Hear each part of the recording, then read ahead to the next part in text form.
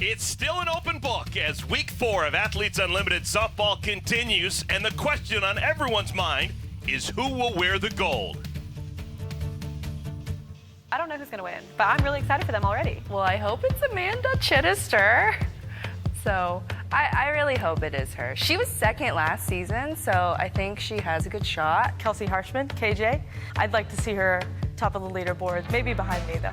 I'm rooting for O'Toole again. It's anybody's game, it's anybody's time. Anybody could win. It's going to be an interesting season. I'm excited to see who takes home the gold.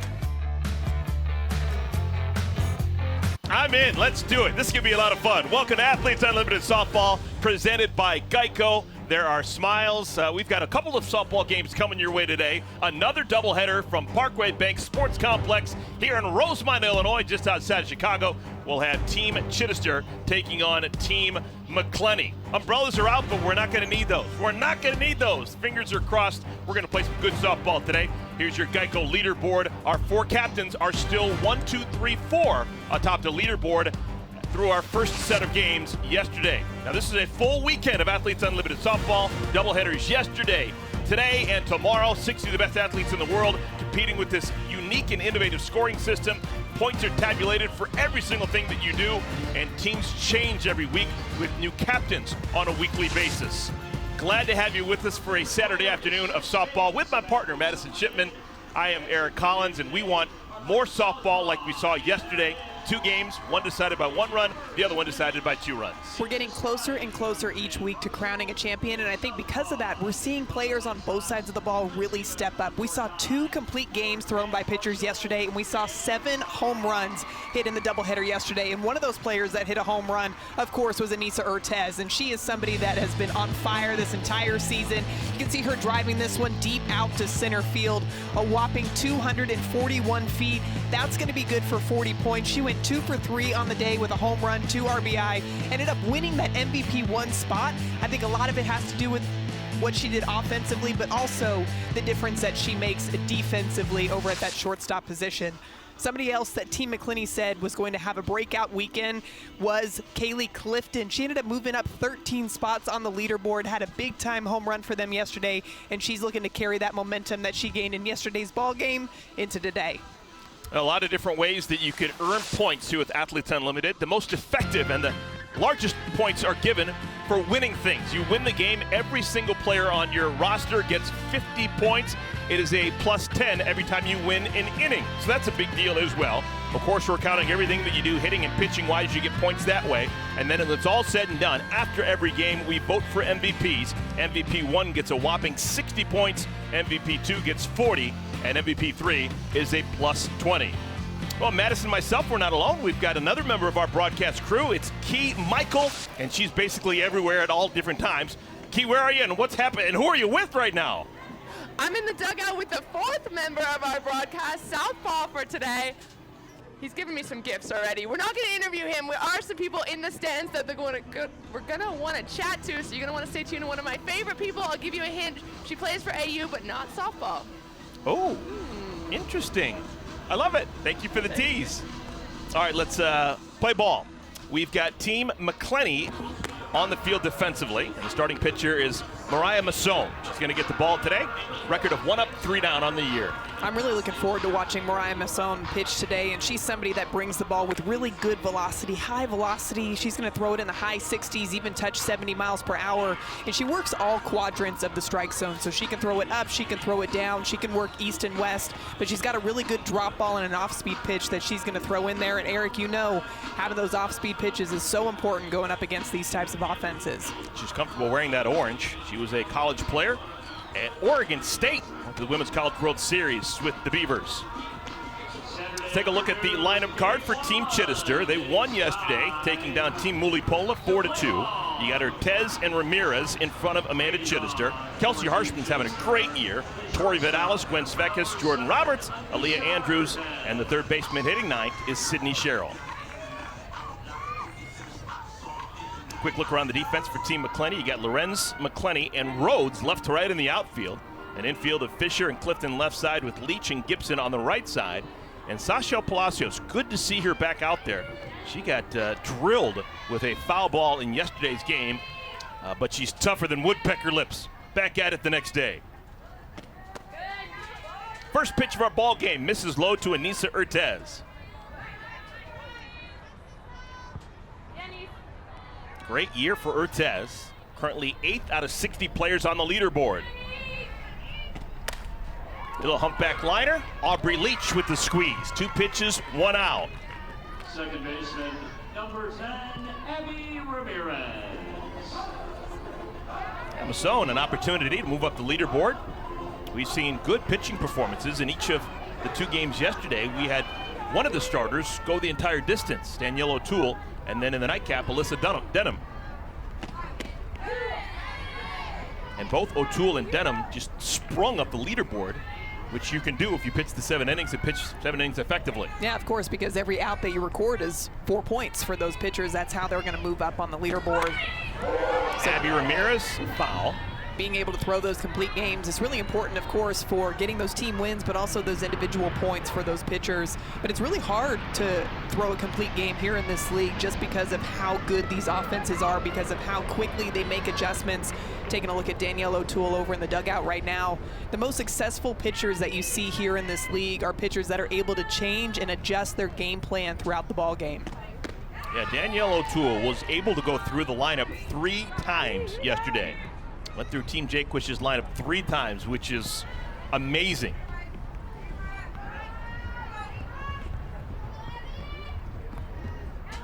Ball and 2 strikes to Ramirez.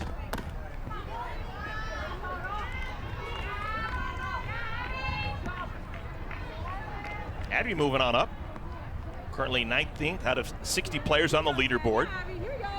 Last week was kind of her breakout week, and this week continuing. Had a good game yesterday. Ramirez heading 300 on the nose. I know we talked about it yesterday, but I thought that Abby Ramirez was my steal of the draft going in the 9th round.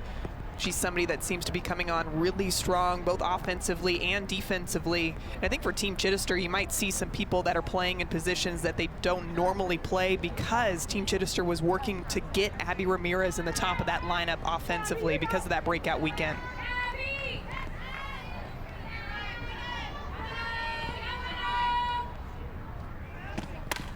Softly to third. Sam Fisher throws out Ramirez. So 2 outs. Balls hadn't left the infield yet. Ramirez just hits this one off the end of her bat right over to Sam Fisher. That's an easy ground ball out for out number 2. Here's the powerful Amanda Chidester.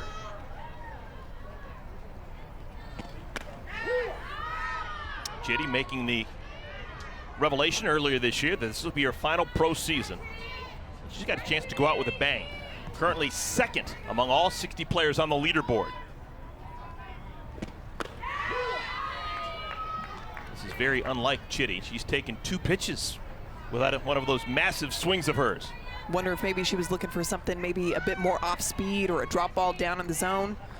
And Masson, first couple of pitches, goes with that screwball inside.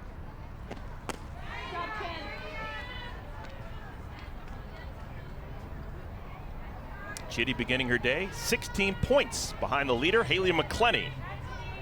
If she looks past the pitcher, Masson, she can see McCleney out in center field. They're going head-to-head today. On the ground. Opportunity for Clifton, and she doesn't get it across the diamond in time. Chitty runs really well and beats it out. That'll be an infield single.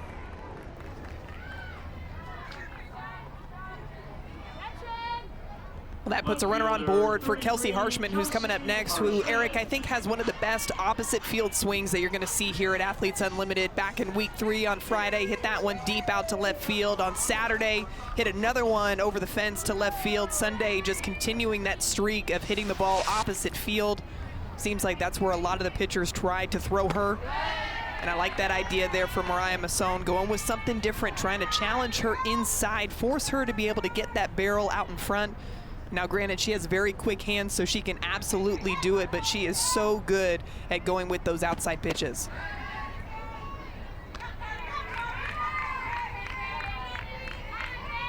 Two outs, a runner on at first base. Now a hitter's count for Harshman.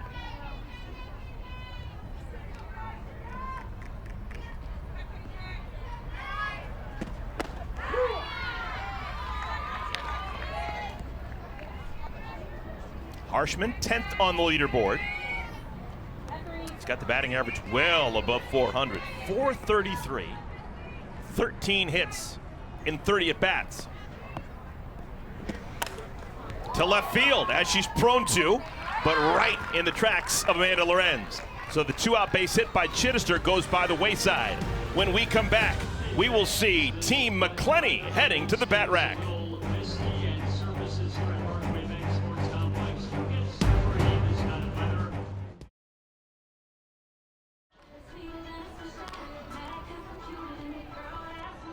Team Chidester can't score in their half of the first inning. That means that Team McCleney can get an inning win should they score just one run here in the first inning. The pitcher for Team Chidester today is the right-hander from Charlotte, North Carolina, Carrie Eberly. Carrie Eberly, of course, is well known for that heavy drop ball down in the zone. It has so much movement on it, and she can throw it to both sides of the plate. But the thing that's really impressed me about her throughout this season so far is her ability to work in that off-speed pitch. It almost moves in a different direction than her normal drop balls do. So I think that's going to be a key for her success today. Eberly will face this 9, Haley McCleney, Aubrey Leach, Amanda Lorenz. Middle three of Rhodes, Fisher, and Davidson, with Danielle Gibson, Kaylee Clifton, and Sashel Palacios, 7, 8, and 9. McCleney hitting a robust 459. She's got 17 hits and 37 at-bats this year. I'll be interested to see the game plan for these hitters going up against Carrie Eberly today, because typically as a batter, when you're going up against a drop ball pitcher, you're doing whatever you can to get the ball in the air. You do not want to hit a ground ball, but because it's raining a little bit, that changes the whole dynamic of the turf. You might be able to get some more skips out in the infield, so I wouldn't be surprised if we see Team McCleney maybe trying to use that to their advantage.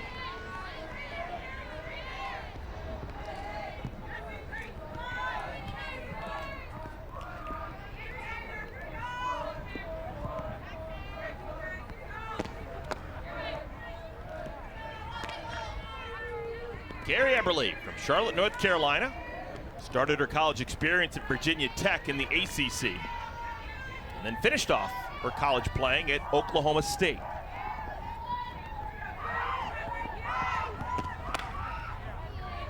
Two balls and 2 strikes to McCleney.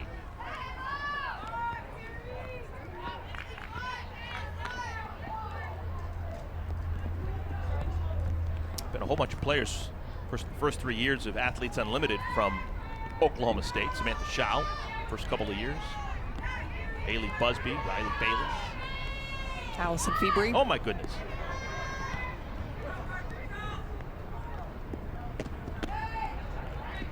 Over the years, Oklahoma State, Lauren Bay, Michelle Smith. Kind of a under the radar, really good program.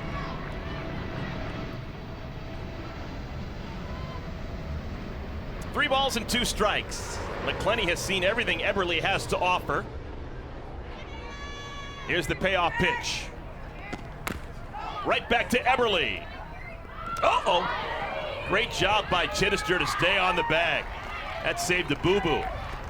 Good job by Chidester. Out number 1. Well, we talked about maybe these hitters utilizing the ground, and it's because it's going to be a bit wet, and so Carrie Eberly goes to throw this one and throws it straight into the ground, but I love the scoop by Amanda Chidester over there. Always got a smile on her face, and how can you not smile after picking that one out of the dirt? So McCleney's retired. Here's Aubrey Leach. Leach takes downstairs. Leach had a good ball game yesterday, a couple of hits. Hey, look who's in the chair for a chair chat. It's Danielle O'Toole. Hello. Hey, Danielle, we need a first-person forecast. What's the weather like right now? Sky's spitting a little bit. It's a little annoying, not enough to bother, I think, the game right now. Maybe a little bit of skid on the turf, just getting the ball rotation. But, yeah, it's a little annoying. Southern California native saying it's annoying. I love that. Sorry. You're used to nothing but sunshine. I know. Hey, That's what you pay for. We were just enthralled with your performance yesterday. Another complete game for you. You've gone the distance 3 times already this season. How does your body feel a day after throwing a complete game? Where are you right now physically? I'm okay, actually. I got in the cold tub with Megan Wiggins last night, so I knew I was going to be hurting a little bit today, so I actually heads up over here. I actually feel not terrible, so let's see how this game goes. I feel like complete games are just so rare here in Athletes Unlimited. What do you think led to your success to be able to throw not just one, but you've also thrown a couple so far this season? I definitely think that once you get past like the 3rd or 4th inning, just kind of like, I don't want to say coasting, but like you kind of get a feel for how everybody's hitting on the day, how you're feeling, what pitches are working. So I think like as soon as, at least me personally, as soon as I get to that first couple, I'm good. I know we've heard you talk about how your mindset's a little bit different when you go into a game knowing that, hey, I'm going in there to pitch a complete game. It might take you a couple innings to get warmed up. What is it specifically that you notice changes in your pitches from maybe the early innings to the later innings? My rhythm with the catcher first. So like I've been really lucky. I've had almost every week but one. I've had Sashelle behind the plate for me, and her and I, the connection we have is very interesting. We almost like talk, we communicate without actually speaking. It's very telepathic, and it sounds weird, but when you've spent that long with somebody, you just feel it. So I definitely think that her and I, taking a couple innings to get on the same page with what we want to throw to everybody, or let's say if I miss a pitch or something like that, like, you know, do we want to go back to it? You know, just kind of communicating like that, but it does take me a couple. One of the reasons you were able to get not only the complete game but the win, Aubrey Leach had a really nice defensive play late in the game, cutting down a base runner trying to go from 3rd to home. Yes. Aubrey, we don't talk a lot about Aubrey Leach, and I think we probably should. She's having a real solid year. We were just talking, you know what, it's not just the year, we were just talking about this, and I told Aubrey like she might be one of my favorite second basemen I think I've ever played with, because she is the epitome, good, nice double play. She's the epitome of consistency, you know, so. Danielle, thank you for talking to us. We can't talk to you for very long when Everly's pitching. She's a double play waiting to happen. Yeah, you know what? That's what grandma pitchers do. Awesome talking to you, Danielle. Yeah. Take care. Bye. All right, we played an inning here in Rosemont, Illinois. It is a scoreless ball game. Team Chidester, Team McCleney. No points in the inning column as of yet. In the App Store and at Google. Top of the 2nd inning, Team Chidester, Team McCleney, both scoreless. We're going to see TV Tory Vidalis lead things off. She had a homer in yesterday's ball game. She's been swinging the bat so well, and just look at how strong she is in her legs on this inside pitch. She gets her barrel straight down to it. She was talking to us yesterday about how she loves swinging a 2-piece bat because she can get that whip behind her swing, and she did exactly that on that 265-foot shot out to center field. 3rd homer of the year for Vidalis. She's one of those batters that I don't think that she's a classic home run hitter. I think she's a classic doubles hitter who happens to have the ball fly over the fence frequently. I would agree with that just because of the trajectory of the balls that she hits out of the park. Typically, they're just really hard line drives that get out of the park, and I have experience having coached against her collegiately too. She has one of the most sound swings to be able to hit inside, outside, off-speed pitches. It makes it really difficult to pitch to a hitter like Tory Vidalis. Mariah Masson, her 2nd inning of work. She gave up a 2-out infield single to Amanda Chidester in the 1st inning, but that was it. This inning is now worth 20 points.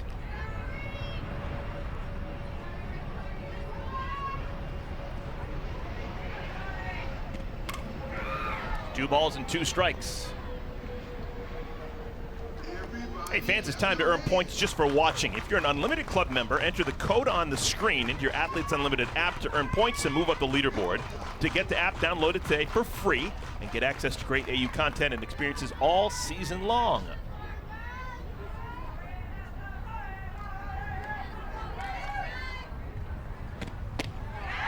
Three balls and 2 strikes to Vidalis.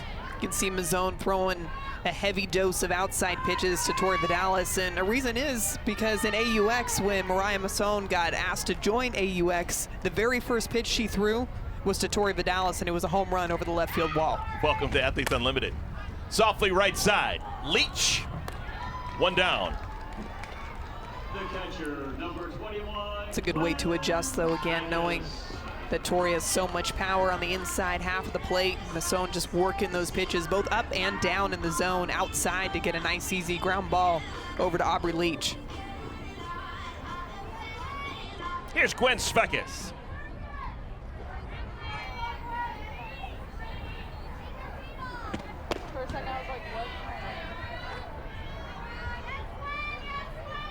Beckes has been part of Athletes Unlimited Softball all 3 seasons now. One of the most important voices over the years, not just with softball, but with all of the Athletes Unlimited sports. Fully invested.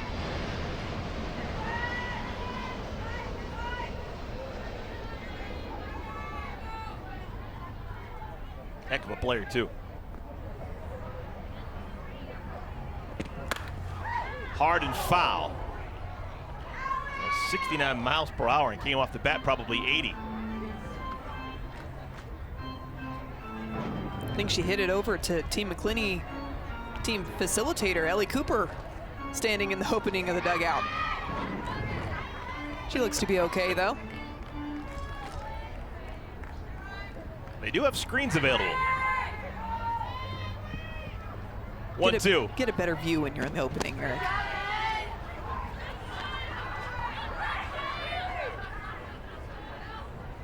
Look at the honor with the catchers there. Svekis just tapped Sasha Palacios on her helmet. It's definitely a fellowship of catchers.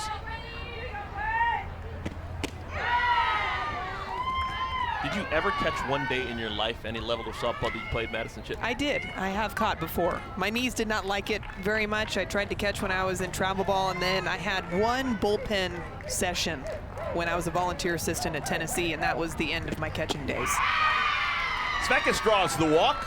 For a walk, that is a +8 for her. A 1-out base runner for Team Chidester. Just another good at-bat, a veteran at-bat by Gwen Svekis. And I thought it was interesting, too, coming into this season, the overwhelming amount of pitchers that said the one batter that they do not like to face is Gwen Svekis, just because of how hard of an out she is and how well she knows what they like to throw in certain situations. So right there, again, a really good at-bat, getting on base with one away. Jordan Roberts comes up empty. Roberts now her 3rd year with Athletes Unlimited. Former Florida Gator.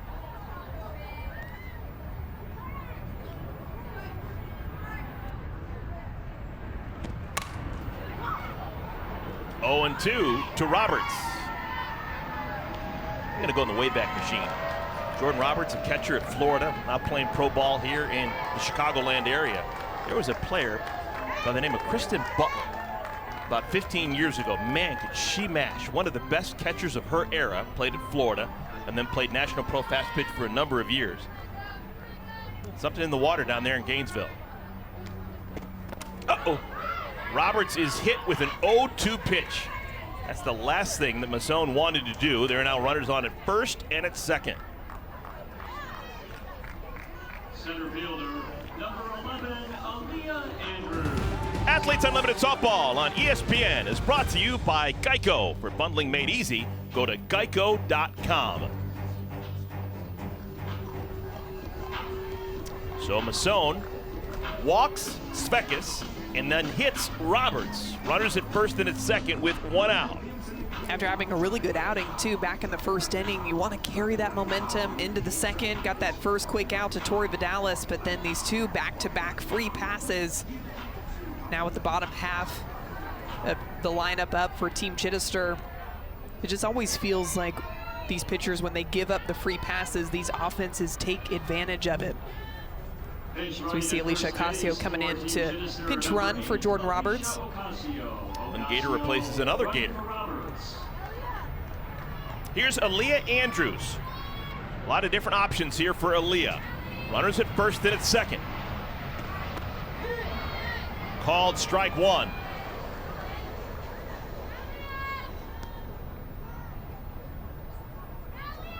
This inning is worth 20 points.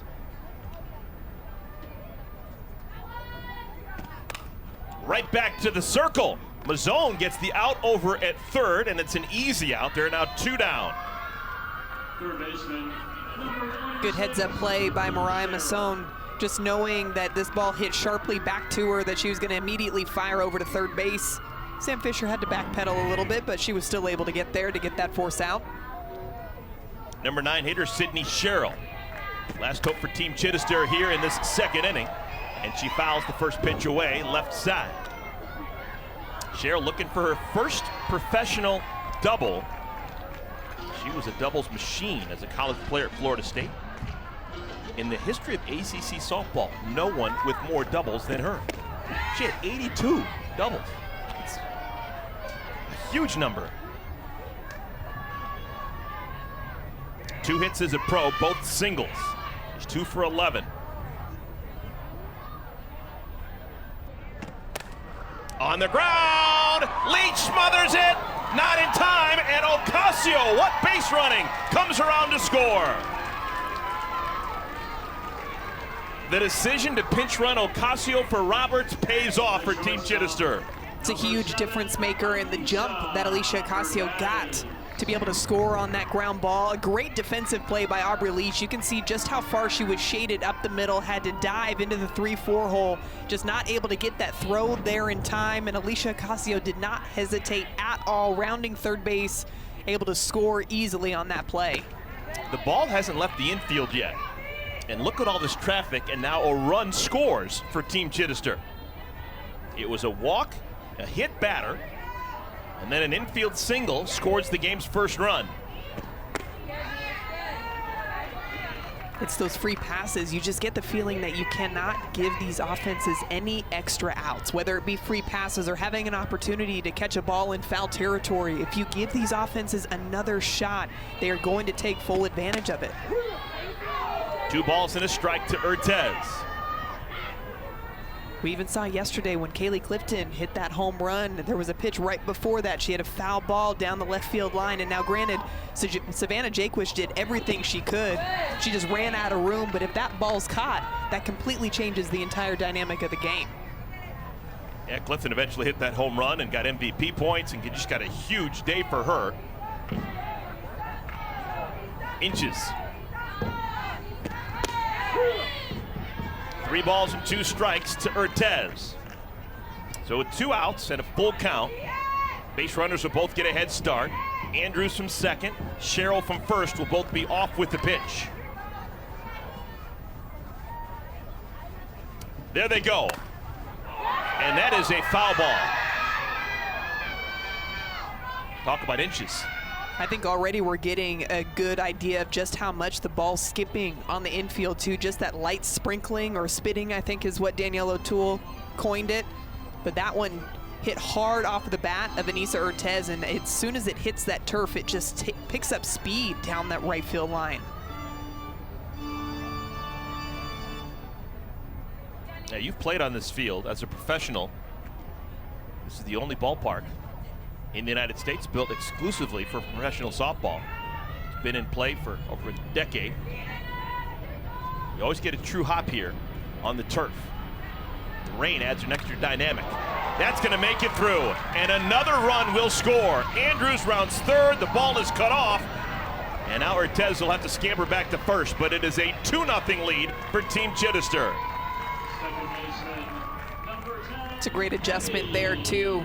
Masson just continuing to work outside, and you can see this pitch just bleed a little bit more over the plate, drives it straight back up the middle, easily scores Aaliyah Andrews to extend Team Chidester's lead here in the top of the second inning.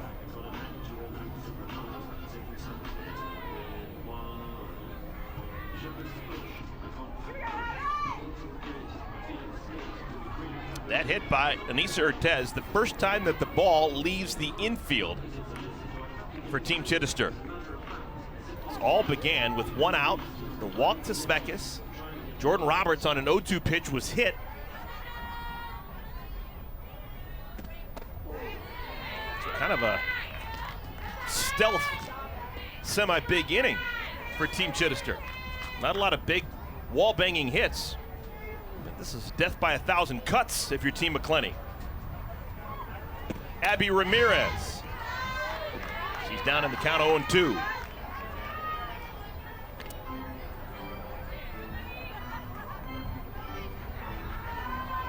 Alicia Ocasio is getting loose for Team Chidester. And plucked out of the air by Sam Fisher. Side is retired, but damage done. 2-run score for Team Chidester.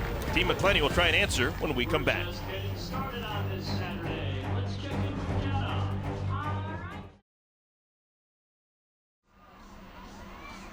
Team McCleney trying to answer. Team Chidester put up 2 runs in their half of this second inning. We will see Shannon Rhodes leads things off for Team McCleney, and she has been a hot bat as of late. It's always fun to see which hitters are going to get hot at the right time, and one of those hitters being Shannon Rhodes. Look at the location of that pitch, way low and away. It's an off-speed pitch, but she goes down and gets it. A 232-foot shot over that center field wall. Of course, good for 40 points on the leaderboard. Rookies don't normally excel at this level. Now you did, Madison, you played pro ball in 2014, were Rookie of the Year in National Pro Fast Pitch. What's the key to playing well right out of the chute as a young player against pros? Honestly, I think it's trying to take advice from all the veterans that are around you and stick to what you know makes you successful, specifically up at the plate. When you get outside of yourself, when you try to guess what pitchers are throwing you, when you try to hunt for results, ultimately that's when you're going to get out in front on your front foot and maybe swinging at pitches that you don't necessarily want to swing at. But if you can stick to the same process every single time that you step into the batter's box, that's what's going to help you. Having that routine, relying on your teammates, relying on the hard work that you've put in before the season, that's how you're going to be successful at this level. Rhodes currently 12th out of 60 players on the leaderboard.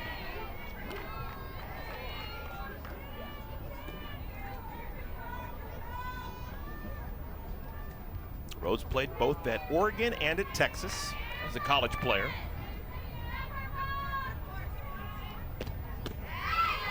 Eberle fools her. Carrie Eberle can get 3 outs before a run scores. Everyone on Team Chidester will be plus 20. They will have won the first inning and the second inning.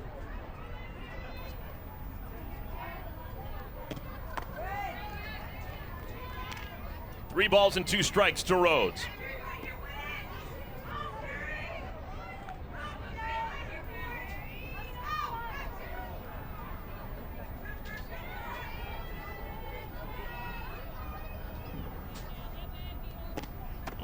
May have slipped out, but it's going to be a leadoff base runner for Team McCleney. Coming up tonight on ESPN2 and the app, our next WNBA playoff first-round matchup. It's going to be Mercury squaring off against the top-seeded Aces, 9 Eastern, 6 Pacific.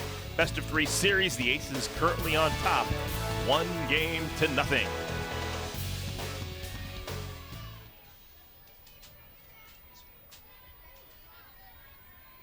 Here's Sam Fisher. It's almost as if Carrie Eberle has Team McCleney right where she wants them. She likes to have a runner on first base that just sets up a double play. She loves to roll up those double plays behind her. Little number, that's a fair ball. Almost like a sacrifice bunt, but Fisher won't get the plus 10. But it moves Rhodes over to second base with 1 out. Not a double play, but a ground ball nonetheless. You can see just how far behind Sam Fisher she actually hits this ball. That's why it went straight down into the ground, and a nice job by Gwen Svekis to come out in front of home plate to make a play on that ground ball. Mia Davidson high and deep to center field. It's gone! A homer by Davidson ties the game at 2.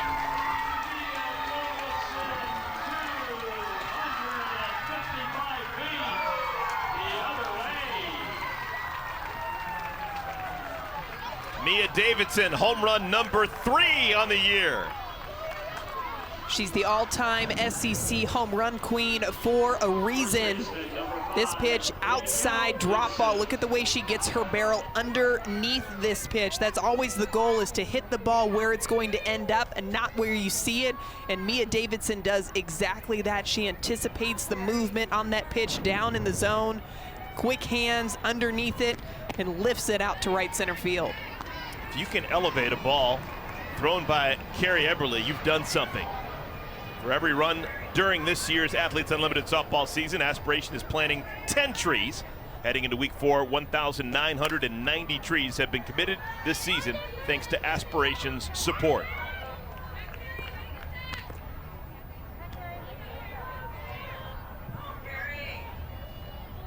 So all of a sudden, the worm has turned, and it's now Team McCleney with an opportunity to win the plus 20 for winning the first and the second inning. Gibson, that is a foul ball.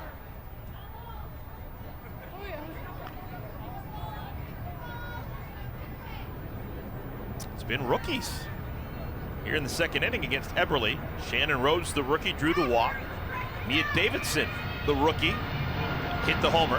And now another rookie, Danielle Gibson, rookie from Arkansas, trying to keep the beat going.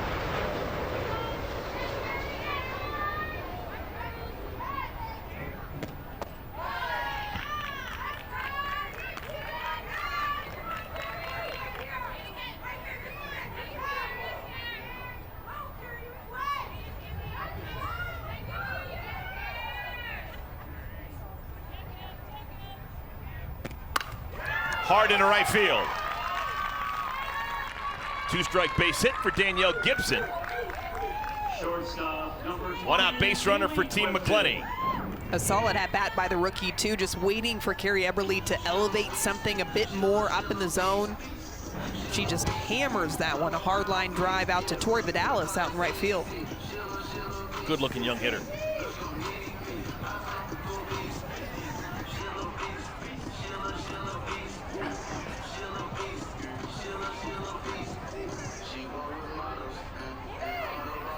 So Kaylee Clifton. CC will grab a bat. Clifton from Wayne, Oklahoma. Is part of that wonderful program that Patty Gasso has created out in Norman. Clifton's been with Athletes Unlimited for 3 years now, and that's extra bases. Down into the corner, it's gonna rattle around. Gibson, they're gonna send her from third, trying to win the inning, and they do. RBI double. Kaylee Clifton is worth a plus 20 for everyone on Team McCleney. Well, Kaylee Clifton was everybody on Team McCleney's pick to click this weekend. They all had the feeling with just how good of quality at bat she had been having the previous couple of weeks, how well she was doing in practices, that she was going to have a breakout weekend this weekend, and she continues that hot streak, driving that one down the left field line to score Danielle Gibson all the way from first base. Here's Sasha Palacios, number 9 hitter, 278 batter, looking for her first homer. The last 3 batters, a homer, a single, and a double. If Palacios gets a triple here, 4 batters in the cycle. You can tell what I'm rooting for.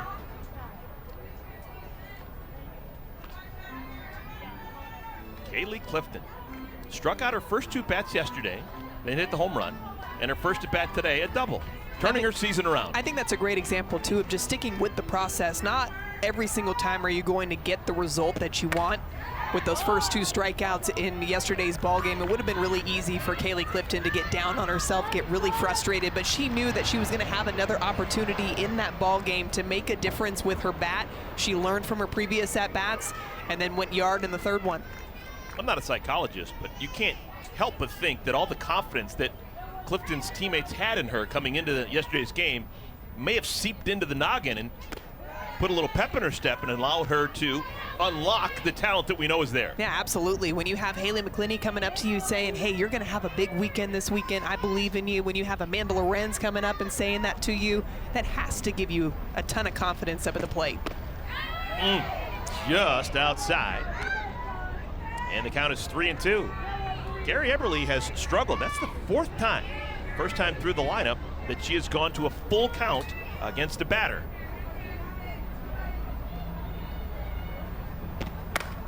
Down the left field line and foul. Eberly has walked a pair. She does not have a strikeout.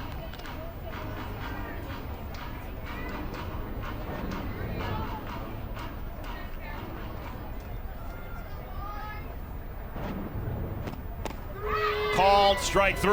That's the first strikeout for Eberly. 2 down.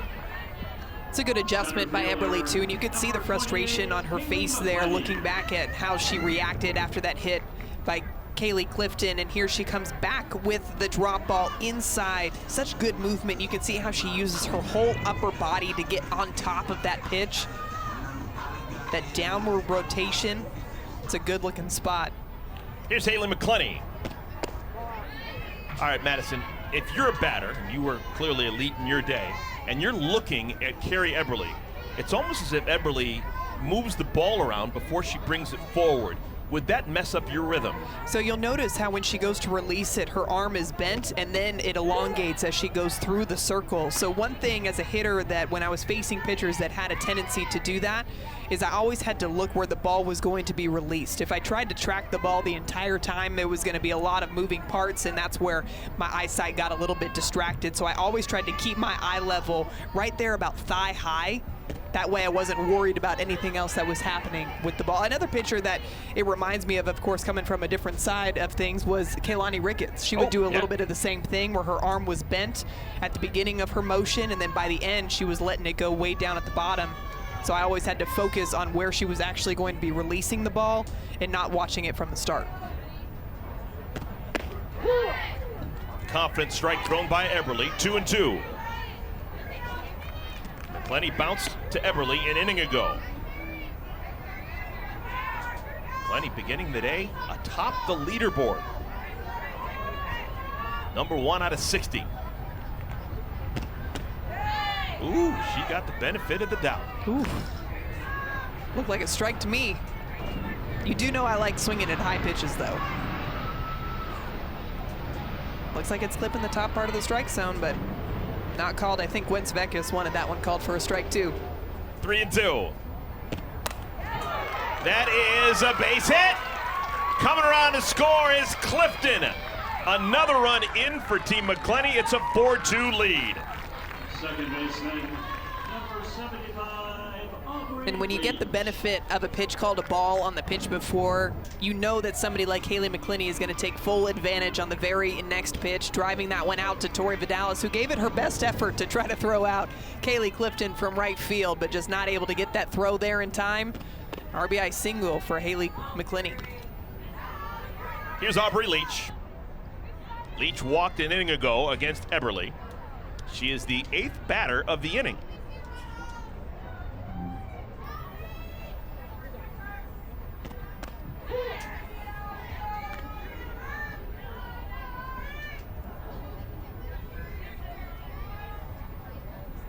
Talked about it yesterday. Aubrey Leach, busy week. Started another year of law school, Tennessee, earlier this week. So hitting the books, hitting the practice diamond, and playing professional softball all in the same week. So impressive how she's able to manage all of her time to be able to be successful, not just here playing professionally, but also successful in school and successful as a graduate assistant over at the University of Tennessee. Little squibber, and Cheryl has to put it in her pocket. Aubrey Leach just puts it in play, runs like heck, and has an infield The single. left fielder, number 23, Amanda. You can see her throwing her arms out. Some things, balls just go your way, and that's what happens right there. Off the end of the bat, she just takes off immediately, but because there was 2 strikes, Sidney Cheryl was actually playing a little bit deeper than she normally would have been had it been less than 2 strikes. And because of that, Leach able to leg that one out easily.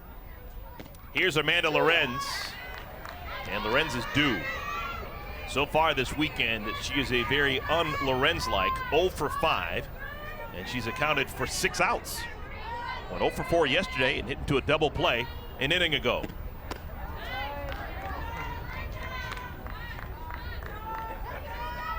Ball and a strike to Lorenz.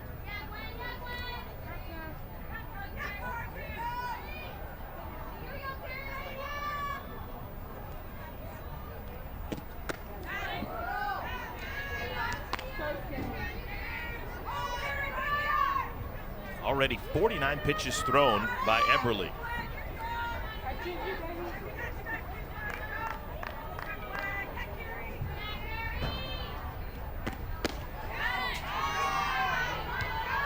I like that pitch location there.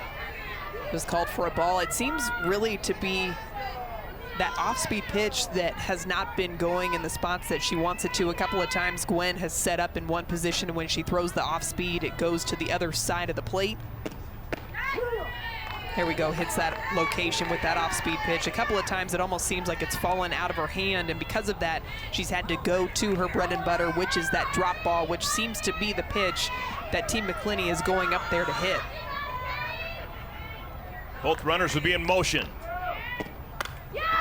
Swatted into center field. Andrews goes back and watches it sail over the fence. You just knew that Amanda Lorenz was due to do some damage. A 3-run homer. And it's a 7-run inning for Team McCleney.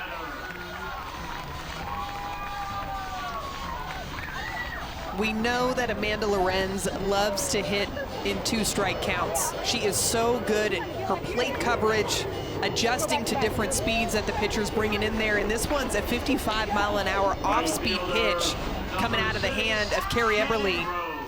Up in the zone, so again, it's moving in a different direction than her drop ball, but it seemed like Lorenz was anticipating that pitch, drove it straight back up the middle.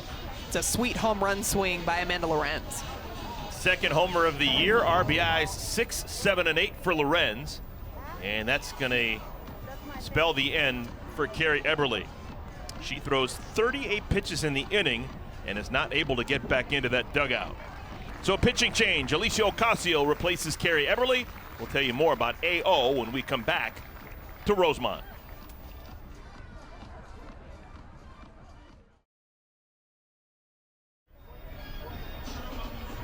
Amanda Lorenz, a 3-run homer, making it a 7-2 lead for Team McCleney over Team Chidester. New pitcher is Alicia Ocasio. Should be nice and warm. This is what she did on Wednesday. Was on the south side of town before a White Sox game and threw a beautiful P for a strike with a baseball. Are we surprised that it's a perfect strike coming out of the hand of Alicia Ocasio? That's so cool that she was able to do that and throw it underhand. I've always said that if I ever had the opportunity to throw out a first pitch, I would have to throw it overhand because I am just not near accurate enough to throw it underhand. But I'm really impressed that she was able to do that with the baseball nonetheless. And of course, Ocasio entering this ball game well known for her drop ball that she throws to both sides of the plate, but it's been the development of the off-speed pitch that I think has brought her to another level the past couple of seasons. And she's definitely going to need to use it going up against this Team McCleney offense who seems to be firing on all cylinders right now. Ocasio, last year's AU champion.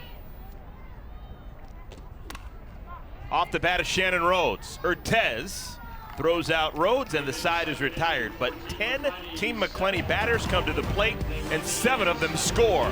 Amanda Lorenz, the big blow with her 3-run homer. Couple of home runs that we saw in the second inning. The first one coming off the bat of the rookie, Mia Davidson, out to center field, and the other one, Amanda Lorenz going deep to center as well. The inning win points, good for 20 points for Team McCleney.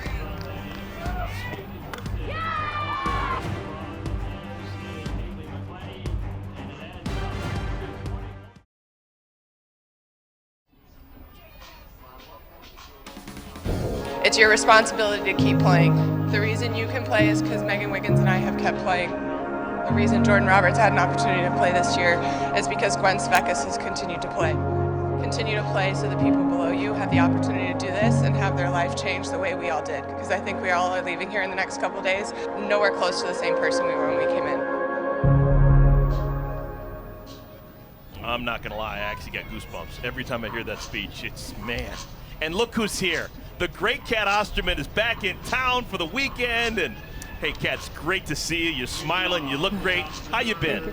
I've been good. Retirement's been good. You know, I do a little of this, a little of that. I coach a 18U travel ball team with the Texas Bombers. Did some commentary for Longhorn Network this past spring, and you know, a little bit of real estate on the side. Just kind of sprinkle whatever in, but make my own schedule, and yeah, allows me to kind of just have freedom to do what we want. Kat, is it exciting being back here in Rosemont, of course, being a part of Athletes Unlimited the past couple of seasons? What is it that makes it so exciting to be a part of this? You know, I think the big thing is it's a big family. You come in season 1 especially with dealing with COVID, we all became so much closer because we could only do things together. We couldn't get outside of the bubble.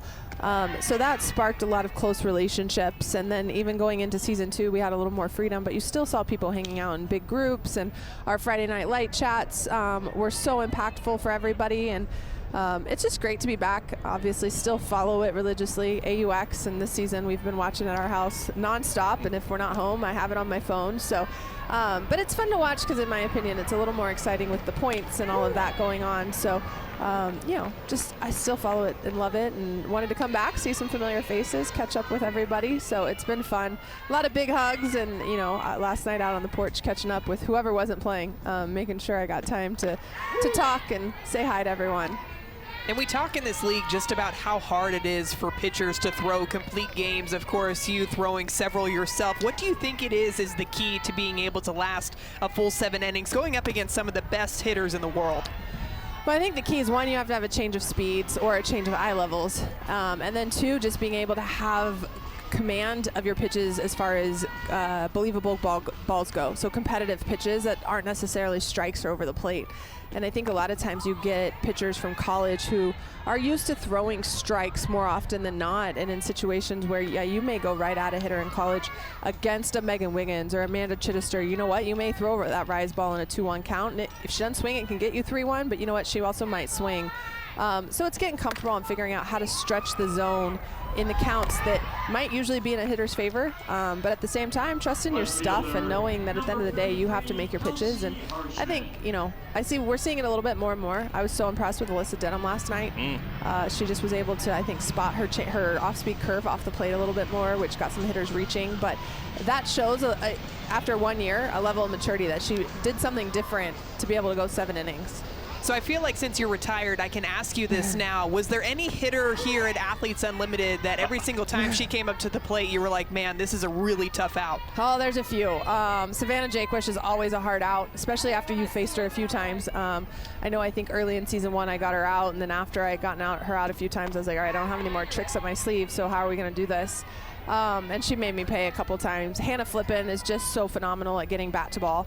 She doesn't strike out very much, so it's always a chess match trying to get her to guess and see if you can get her to reach. And then, you know, Chitty has power, and Chitty and I obviously played together with the national team, so she also caught plenty of bullpens to know what I throw. So a lot of times that was another chess match of, what does she think I'm going to throw here, and I'm not going to throw it there. And I feel like I know the answer that I'm going to get because, of course, you being a pitcher, me being a hitter, but I feel like when I watch this league and just how the teams are changing every single week with the drafts, do you think that the pitchers have more of an advantage towards the end of the season, or do you think the hitters start to gain a little bit more of an advantage towards the end? No, I think the hitters gain the advantage towards the end because they've seen every pitcher at least once usually. Occasionally you might have one pitcher you haven't faced, but you've seen everybody at least on TV and being able to see how they throw. I think early on, usually pitchers have the advantage because hitters are coming in, maybe having seen BP, but not necessarily live throwing. So pitchers start off a little bit hot, and then I think the hitter, yeah, did I say that right? Pitchers start off hot, and then the hitters take over towards the end. Okay, one of the really cool things that you allowed us to do because of the longevity of your career and the greatness of your career is you've seen so much and been a part of so much softball. Kind of burst on the national scene at 2004, youngest member of Team USA. And you continue to play throughout every summer until last year. How has the game changed in terms of the quality of athlete, the quality of play, and things that you've seen on the diamond? Well, I think you see more complete athletes. You know, I think as softball has evolved, becoming athletic in every realm. So you see pitchers that are athletic that can field their positions, and you see hitters that are starting to be stronger and not just relying on raw power.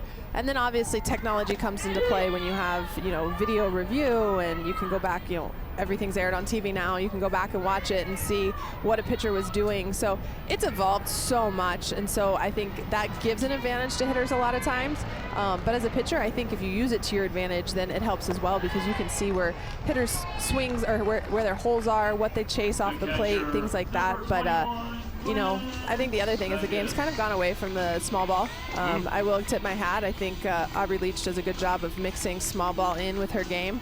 One of my favorite players that I got to play with here in season 1. But you don't see as many hitters rely on small ball the way we did when I played with Caitlin Lowe and Natasha Watley. I mean, they were butting and slapping, and then swinging away was their third option.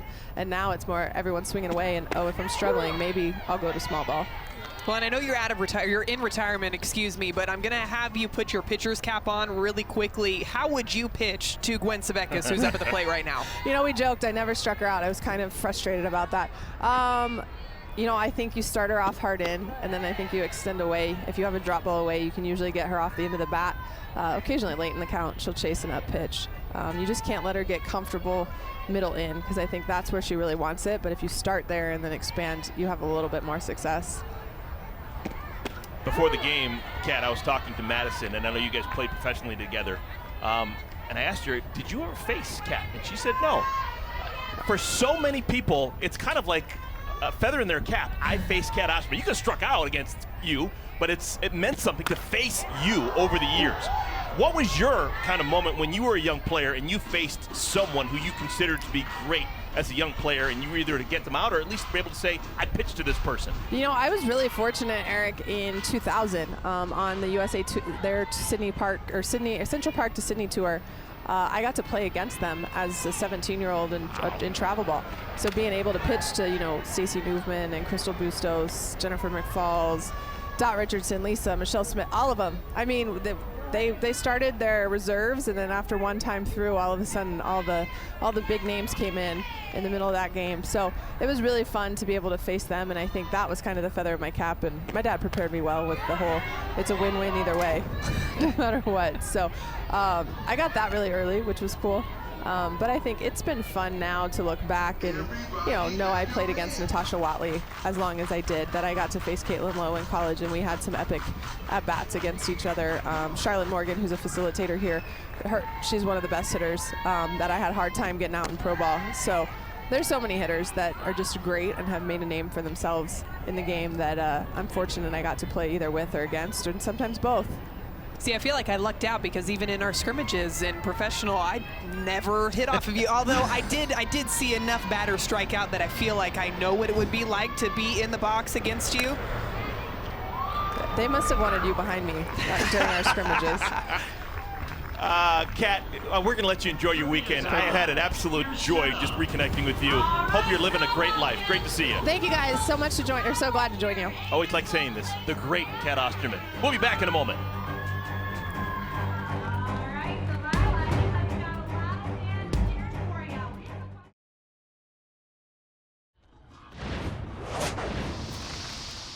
Really good pitching.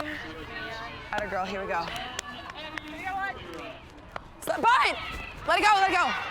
Good job, Sachi. A lot of room. Good job. Is that wet? Oh, it's actually good. Yeah, no, I'm here for you. I'll do that for you anytime. I'm back, I'm back.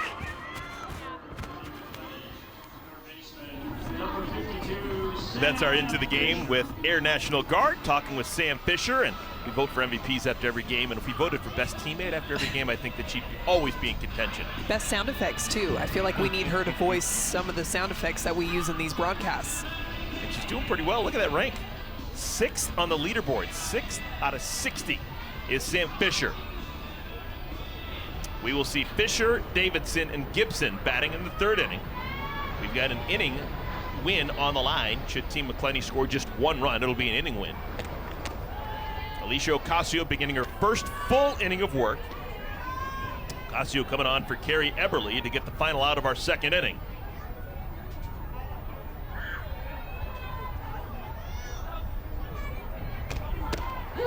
This is a big weekend for everyone who's still got dreams of not only winning this entire thing, but just coming in the top 4. You got to make some movement this weekend. You got to be close heading into the final weekend next weekend. I think, too, you want to play as well as possible so that you can get on some winning teams, too. Ultimately, you jump up the leaderboard when you get those team wins, when you get those inning wins. And, of course, you can jump up with individual performances, too. But that's a fair ball. Possible extra bases for Fisher. On her way to 2nd, and she'll make it standing. That's a double for Sam Fisher. Good start to the 3rd for Team McCleney. It's another way to jump up the leaderboard, too, is a double down the left field line. You can see just how far off of the line Sidney Cheryl was playing. Just bounces straight over 3rd base out into left field. And an easy stand-up double for Fisher to start off this inning.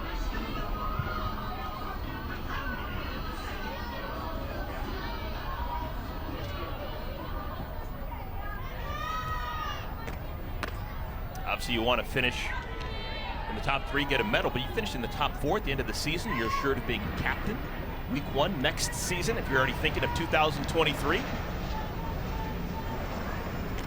Mia Davidson to third. Cheryl looks the runner back. That's the first out. I've been impressed with Sidney Cheryl defensively. Yeah, she's fantastic, and you listen to her talk about the confidence that she has in her defense. That's where she feels at home, over at the hot corner. She's not a play-to-play really far up the line, but she also does a great job of reading hops when she's playing deep behind third base. She's fantastic over there at third base, just really a rock holding down that hot corner. Here's Danielle Gibson. Called strike 1 to the rookie. Gibson singled and scored an inning ago. She's now 8 for 20 on the year. It's a 400 batting average. She's got some work to do, down in the count 0-2.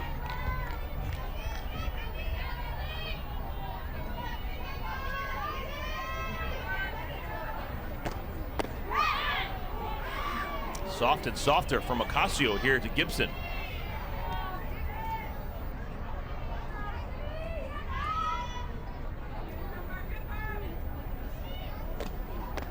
Wow, that's beautiful pitching. First strikeout for Ocasio. Lots of off-speed pitches that we're seeing out of Ocasio already in this ball game. This one 49 miles per hour. Pretty sure this entire at-bat, every single pitch that she threw to Danielle Gibson was 52 miles per hour or below. Really working the lower part of her velocity. And I like the movement on that pitch too. And sometimes when you get a hitter seeing so many pitches coming in, 52, 51, 49 miles per hour, when you zip in the 67 mile an hour pitch, it looks like it's coming in there even faster than it actually is. Kaylee Clifton. Clifton, last 2 at-bats dating back to yesterday. Both have been extra base hits. A homer to win the ball game for Team McCleney yesterday. 3-2 win over Team Jaquish. And an inning ago, an RBI double for Clifton. That was part of the 7-run second inning.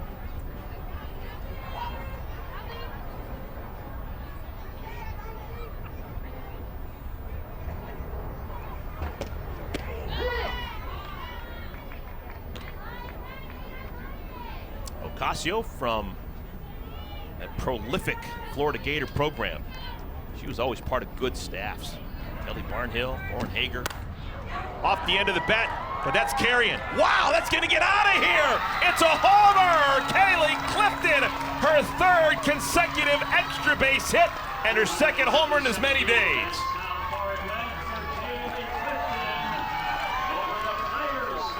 What a weekend for Clifton! Kaylee Clifton is on fire, and her teammates all called it before this weekend even started. They knew that she was going to have a breakout weekend here in week 4. Just a really pretty swing, an off-speed pitch that's inside, up in the zone, and she takes her barrel straight to it, lifts it out over the left field wall. That home run right there is good for another 40 points for Kaylee Clifton. She began the day 37th out of 60 on the leaderboard, and she's going to skyrocket.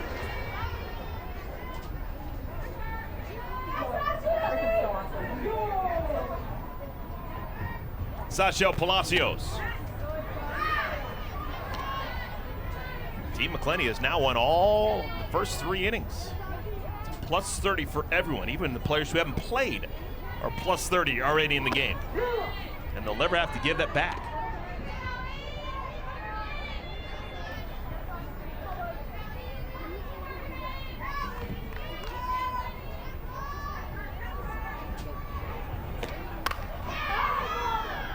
Guy up in the booth crunching all the numbers, Rob Geese, handing me a note. Already, Kaylee Clifton has gone from 37 to 30th on the leaderboard. Wow. Just in the first 3 innings of this game. Those are the types of performances that you love to see here towards the end of this season. People just getting hot at the right time. Flipper, that's a base hit. Beat continues for Team McCleney. 2-out single for Palacios. Center fielder, number 28, Kaylee Team McCleney just seems to be on time for everything that Alicia Ocasio was bringing in there. She tried to mix things up a little bit by throwing those changeups 49, 50 miles per hour. And now Team McCleney has a beat on that, driving them out into the outfield. Sasha Palacios continuing this rally here in the bottom of the third inning. A big winner for Team McCleney has been the captain, Haley McCleney. Beginning the day atop the leaderboard, now getting 30 points just in inning wins. She also got an extra 10 points her last time up with a single.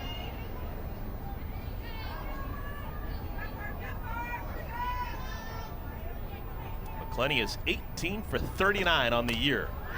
Popped up, it's gonna be playable. Urtez side is retired, but it's another inning win for Team McCleney. The homer by Kaylee Clifton getting it done.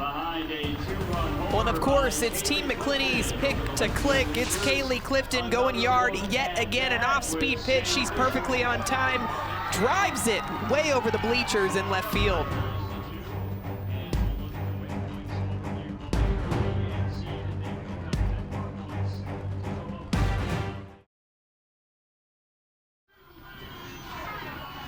So far, so good for Team McCleney. They have won both the first, the second, and the third innings. That's a plus 30 for everyone on their roster. The Unlimited Club provides great benefits, including voting on league decisions, interaction with players, signed items, and more. For more information or to join today, go to auprosports.com. Let's check in with Key Michael.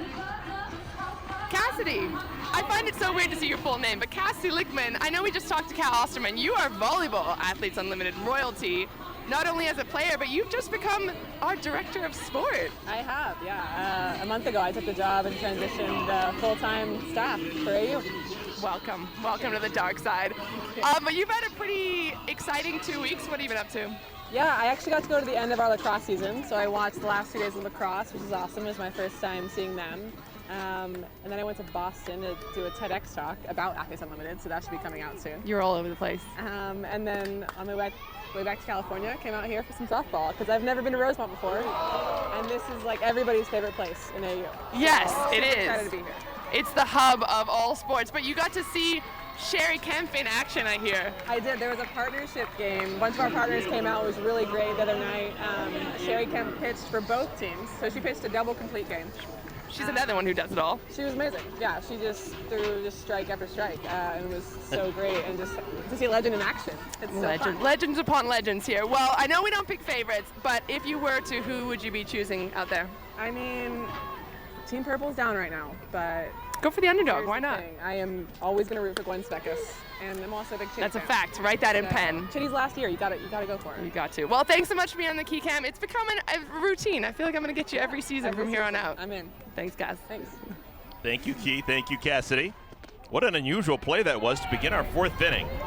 Alicia Ocasio batting for the first time in the game. Little blooper, shallow left, and it falls. It scored a double, and then she moves to third when Amanda Lorenz is called for an error. And now only with Athletes Unlimited, in a 9-2 game in the fourth inning, the infield is in with a runner on at third and nobody out. Yeah, trying to prevent that run from scoring because, again, those inning points are on the line. So right here, Team McCleney trying to prevent that run from scoring so that they would have a chance to pick up those points. Oh, Clifton almost had Ocasio too far off the bag, but heads up base running by Alicia. It's an infield single. Maybe they'll go for fielder's choice, we'll see. But runners on at the corners with nobody out for Team Chidester.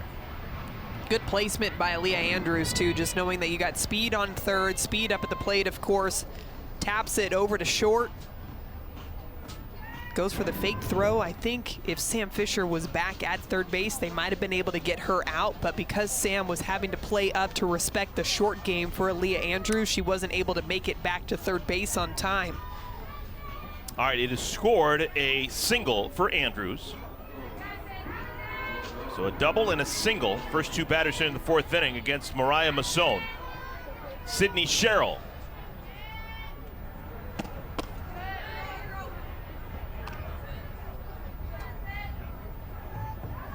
I think if I'm Leah Andrews in this situation, I'm taking off, trying to move on over into scoring position. May not even throw down.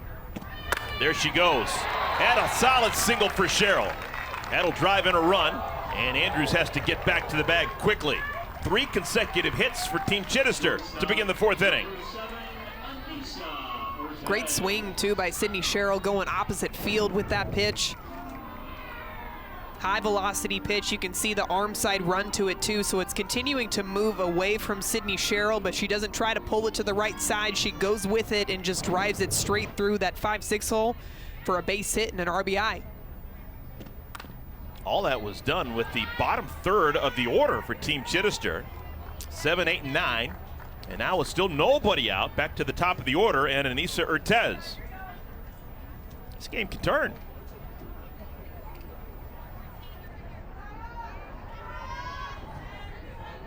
Urtez drove in a run with a single back in the 2nd.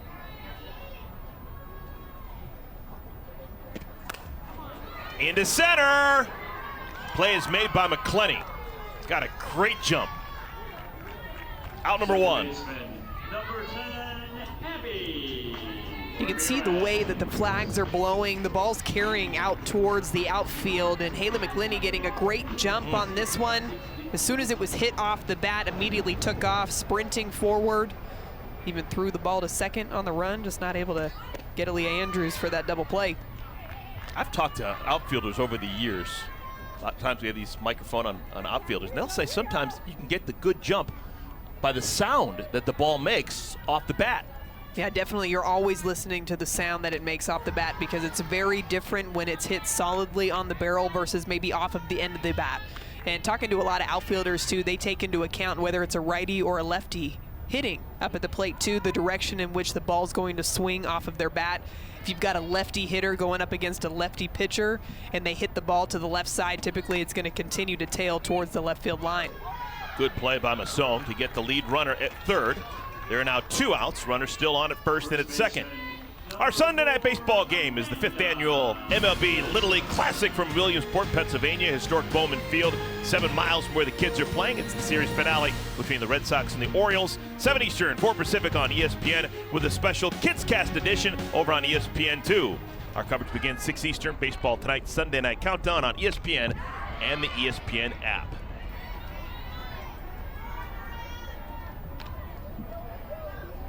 Masson trying to minimize the damage. First 3 batters all reached against her. Now runners on at 1st and 2nd with 2 outs. Last hurdle overcome is Amanda Chidester. Foul all the way. 0-2 to Chitty.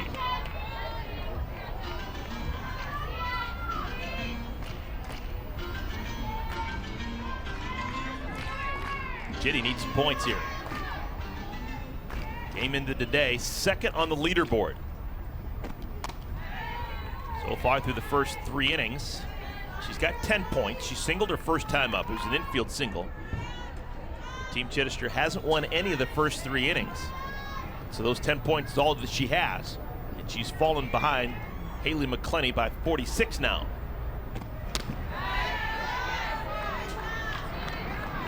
Those last 2 pitches by Mariah Masson, just non-competitive pitches. You get ahead 0-2, especially to somebody to Amanda Chidester, and then those pitches are just so far outside that Chitty's not even going to flinch at those pitches, and it brings it back to an even count. Hard, but right to Fisher. Steps on the bag, and the side is retired. Good job by Masson. Masson allows the first 3 batters to reach, but then retires 3 in a row to limit the damage to only 1 run scored. Can Team Chidester win an inning? We'll find out when we return.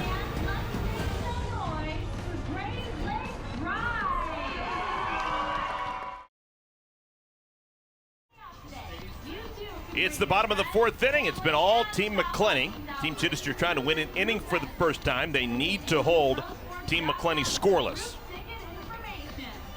Alicia Ocasio, a little history for her. She has just passed Kat Osterman for the most career innings pitched in the history of Athletes Unlimited softball. Doesn't happen often, but if you pass Kat Osterman in any category, you've done something. I feel like there weren't too many categories that I was competing with Kat on. Her being a pitcher, me being a hitter. But as our director, John Tackett, pointed out, I can always say I never struck out against Kat Osterman because I never had an at-bat, so thank you for that. We saw Kat eating some nachos. If she was eating that with her right hand, it would have blown my mind. She is arguably the greatest left-hander to ever play our game. And I just can't wrap my brain around her doing anything right-handed. She's just always the left-handed Kat Osterman. Here's Aubrey Leach. Hasn't been retired so far today.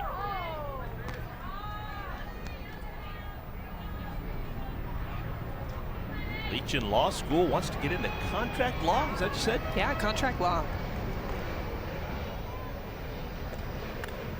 Still don't know how she's able to juggle everything, but it's so impressive. She even said that during the collegiate season, her days start at about 5:30 in the morning to be able to make sure that she gets her workouts in before school starts, and then juggling that with practices and being a GA. Oof. I just got away from Ocasio. So that's 8 points the hard way for Leach. Amanda Lorenz. Looks like she's okay jogging down to first base. Yeah, this pitch just gets away from her. Looked like it was supposed to be a drop ball inside and hung onto it a bit too long. Hit Aubrey Leach square on the back.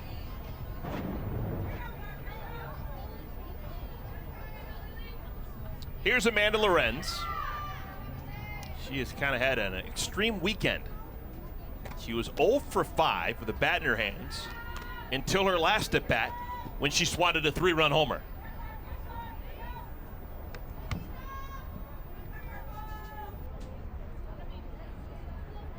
Both Lorenz and Ocasio, Florida Gators.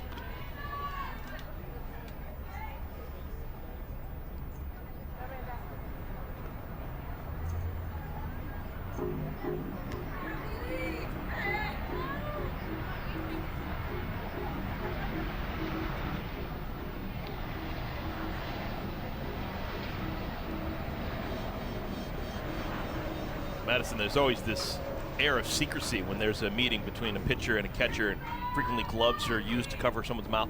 Were you ever interested in knowing what was being said? Were you trying to discern what a pitcher was conferring about? Typically when those pitcher-catcher meetings were happening, I was as far away as possible.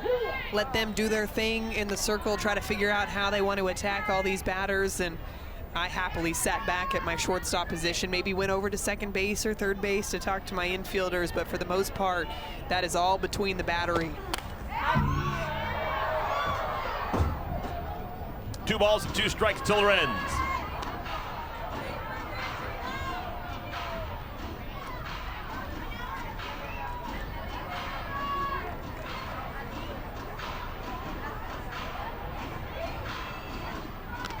Ocasio, I've never seen another pitcher, and she's done this consistently for years, with 2 fingers out of her glove.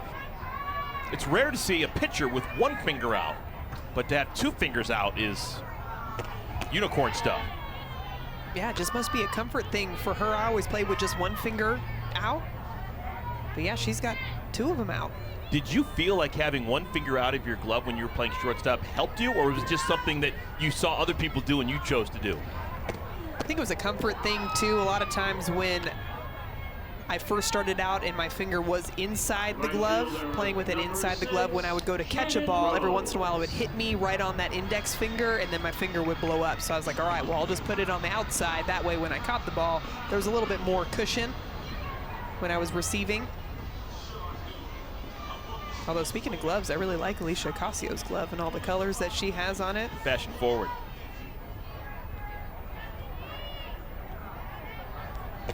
Shannon Rhodes. I've talked to pitchers over the years who are so worried about any kind of tell they could give a batter that they choose to keep their fingers inside the glove, thinking that maybe they would put a little strain or move it to the right or the left if they're throwing a breaking ball, or give some form of inside information with a pitch they're going to throw by moving their fingers somewhere around their glove. There's that, and almost every pitcher you ever see, their glove, the webbing, is always flush. There's not, a lot of infielders and outfielders they have, you can see through the webbing, but in a pitcher you never can, just because that's another thing that you're trying to hide from the batter. I will say those were always things that I actually looked for when I was batting too, was the way that the pitcher gripped the ball, or when they went back into their windup, if they would show maybe the back of their hand or the palm of the ball would be a tell of what pitch was going to be coming. High drive, Shannon Rhodes, did she? She did! Again! Shannon Rhodes, her 6th homer of the year.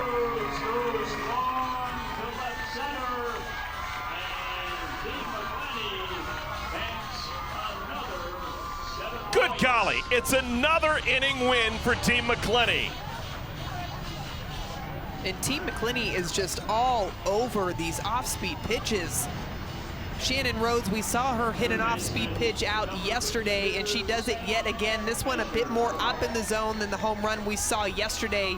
Almost up at the letters, 50 miles per hour, and as soon as it leaves her bat, everybody knows that that thing is long gone out towards the freeway beyond center field. Team McCleney loves it because they know they just won another inning in this ball game. Shannon Rhodes is making a late surge up that leaderboard. She is making the world understand that she is a baller. Began the day 12th on the Geico leaderboard. You see she is now in the 7th spot on the Geico leaderboard. And there's still a lot of game remaining. There's still MVP votes to be handed out. But dating back to last weekend, she's got 4 homers in her last 10 plate appearances. Just incredible stuff. So impressive the way that she's been able to work so hard to get back to this elite level too. She's swinging the bat so well here towards the end of this championship season. Yeah, new season, new look, new merch. Be sure to check out all the brand new Athletes Unlimited softball items, including the new Love is Unlimited collection. Go to shop.auprosports.com to purchase yours today. Love it. Third pitcher of the ball game for Team Chidester, it's Maggie Ballin. Ballin coming in is well known for the screwball, rise ball combination on her pitches, so a lot of up spin. She really likes to work arm side as well. She can work both sides of the plate, but I think that that pitch on the inside part of the plate to the right-handed batters is so effective because of how she's able to execute her locations every single time she's out there. Ballin played at Oregon, transferred to San Diego State. Just finished off her college experience this past spring. Made it to the regional round of the NCAA tournament. Sam Fisher takes outside.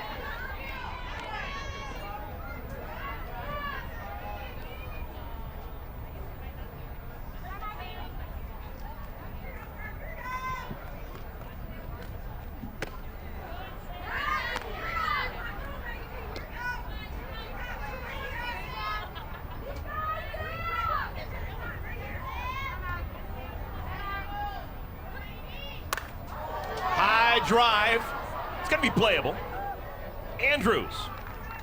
That's the first out of the inning.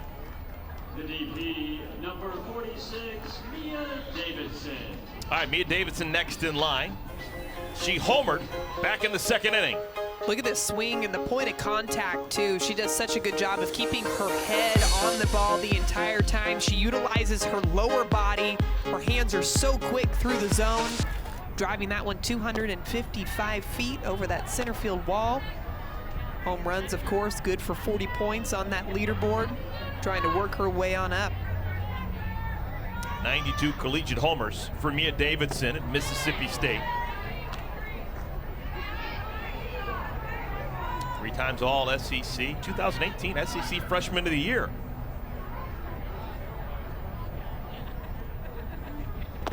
Kind of interesting. She was so versatile as a college player. She played catcher, first base, second base, shortstop, third, every spot in the infield. She's playing DP for the most part so far in her first 4 weeks as a pro at Athletes Unlimited. So she got all these different gloves she could possibly wear, and she wears none of them. The only gloves she wears are the batting gloves. But hey, actually, she doesn't wear batting gloves. I was going to say, you'll take it when you go yard in your last at bat.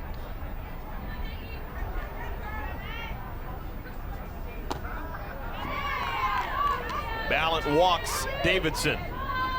First baseman, number 5, Danielle Gibson.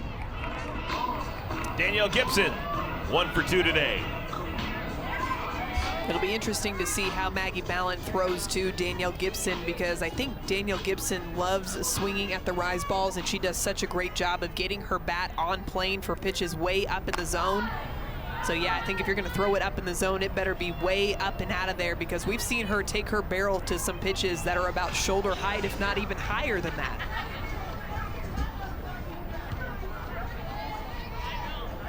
Ballant, quick word with her catcher, Svekis.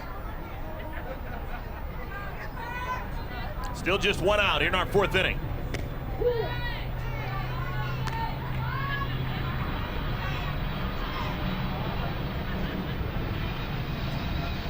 Screwball low in the zone, right about knee high. It's a really good spot. Who had a good screwball back in your playing days that you would hit against? Good screwball. Ooh, you're putting me on the spot here. Trying to think. I might have to think about that one for a second. I'll come back to you. It's called a tease. We'll take it whenever you got it for us. Danielle Gibson, this past year, I'm telling you, you have a hard time finding a better season than she had. 445, 20 homers, 70 runs batted in. Called strike 3. Ballant, her first strikeout. Shortstop, number 20. Love the way she attacked after throwing that first ball up and out of the zone. She regrouped, had a quick conversation with Gwen Svekis, and then nails this spot outside. Screwball moving away. Love that location, low in the zone, but also tailing away from those lefty batters. Such good spin and rotation on that pitch.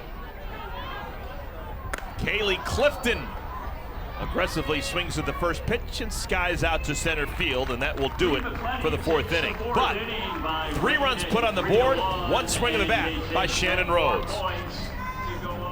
The lead is now 12-2.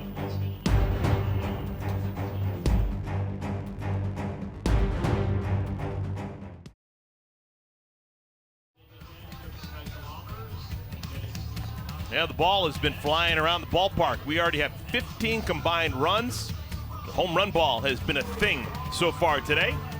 Shannon Rhodes, Amanda Lorenz, Mia Davidson, Team McCleney already with 12 runs scored as we move to the 5th inning. For every run during this year's Athletes Unlimited softball season, Aspiration is planting 10 trees.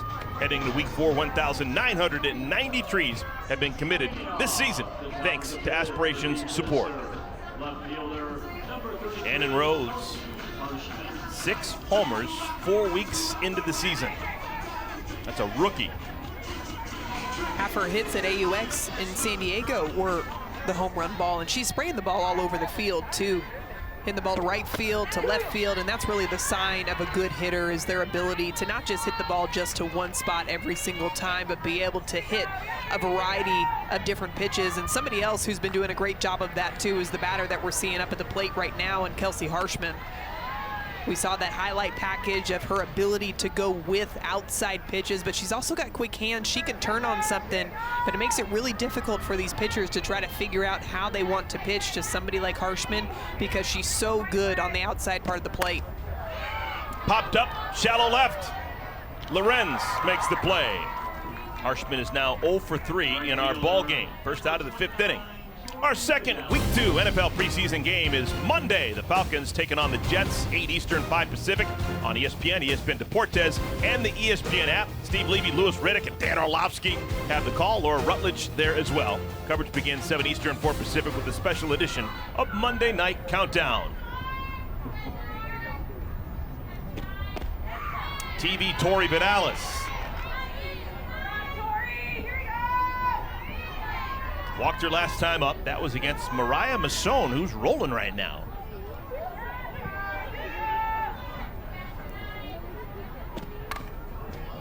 Masson was thrilled. Now, if she knows, she would be thrilled.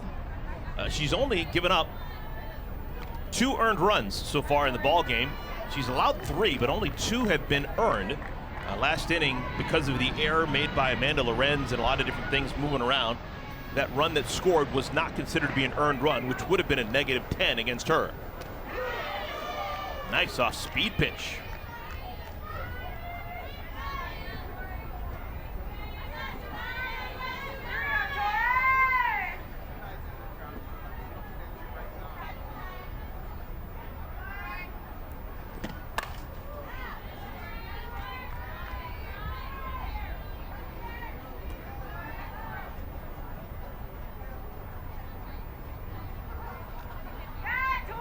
Vidalis is a Dallas native, played collegiately at Texas A&M, but she's been in the Midwest for a while now.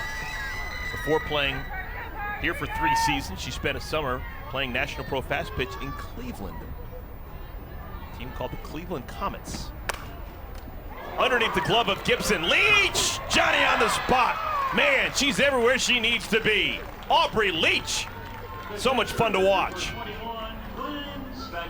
Saw her make a great defensive play in yesterday's ball game, and here again, another one. This one deflects off of Danielle Gibson, but she keeps her feet moving towards where that ball's going. She doesn't give up on it when she sees it go to Danielle Gibson.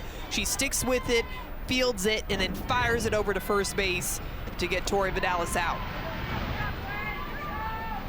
You were talking to Kat Osterman a couple innings ago. Kat's here just hanging out and enjoying the atmosphere, and she told us how much she enjoyed playing and learning about Aubrey Leach 2 years ago when Leach played in this league. So Aubrey took last summer off, but she's back and hasn't missed a beat. The winning player. I think we say Aubrey Leach took last summer off from playing, but she was enrolled in law school, so that's right. why she didn't play. So it wasn't off time necessarily for Leach, but she was still getting that schoolwork in. But she's very impressive. Again, we've talked about it several times, just the way that she's able to juggle her schoolwork, being a professional athlete, being a graduate assistant at the University of Tennessee. Truly a very impressive human being over there at second base.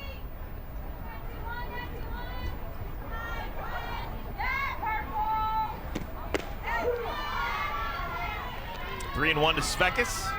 That was the 100th pitch of the game for Masson, and she humped it up there at 68 miles per hour.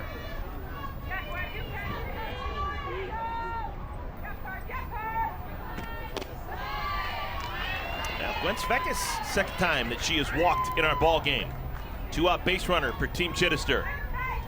So I've been sitting here thinking about your screwball question. You knew it was going to come back at some point. Now, I didn't hit against her, but I remember watching her compete and winning a national championship, and that is Megan Langenfeld for UCLA. So she's who comes to mind when I think of a really elite level screwball.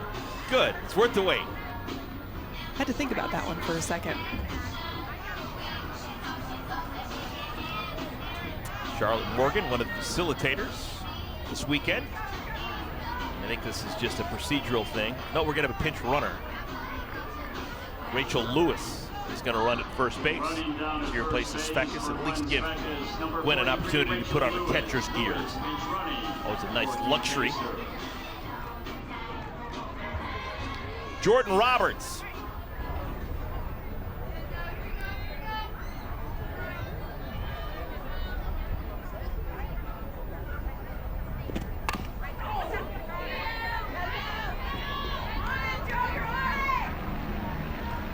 I know from listening to you and Danielle calling the first series of Athletes Unlimited X, AUX, back in San Diego, that you said that Jordan Roberts was your dark horse to be very successful, and I can see why. Every time she swings, I feel like the ball is going about 400 feet over that left field fence.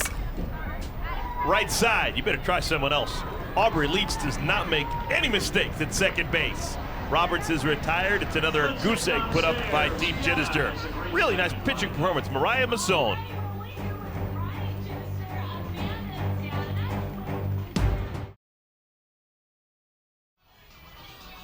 Welcome back, everyone. Look at that. Oh, man. Look at the bling. Who knew? It's got a ring to it. I like that. And the trophy. That's awesome. Welcome to the ballpark. Team McCleney leading Team Chidester by a score of 12-3, bottom of the 5th inning. We're going to talk now to a proud member of Team McCleney, Sam Fisher. And Sam, you got to be excited. Your team has been relentless all weekend long. You got a 9-run lead right now. Seems like everything is contagious offensively for you guys. Yeah, seriously, it's been a really fun week. It started at practice, and it's carried over as we wanted it to into the games, and it's really, I mean, this is fun softball.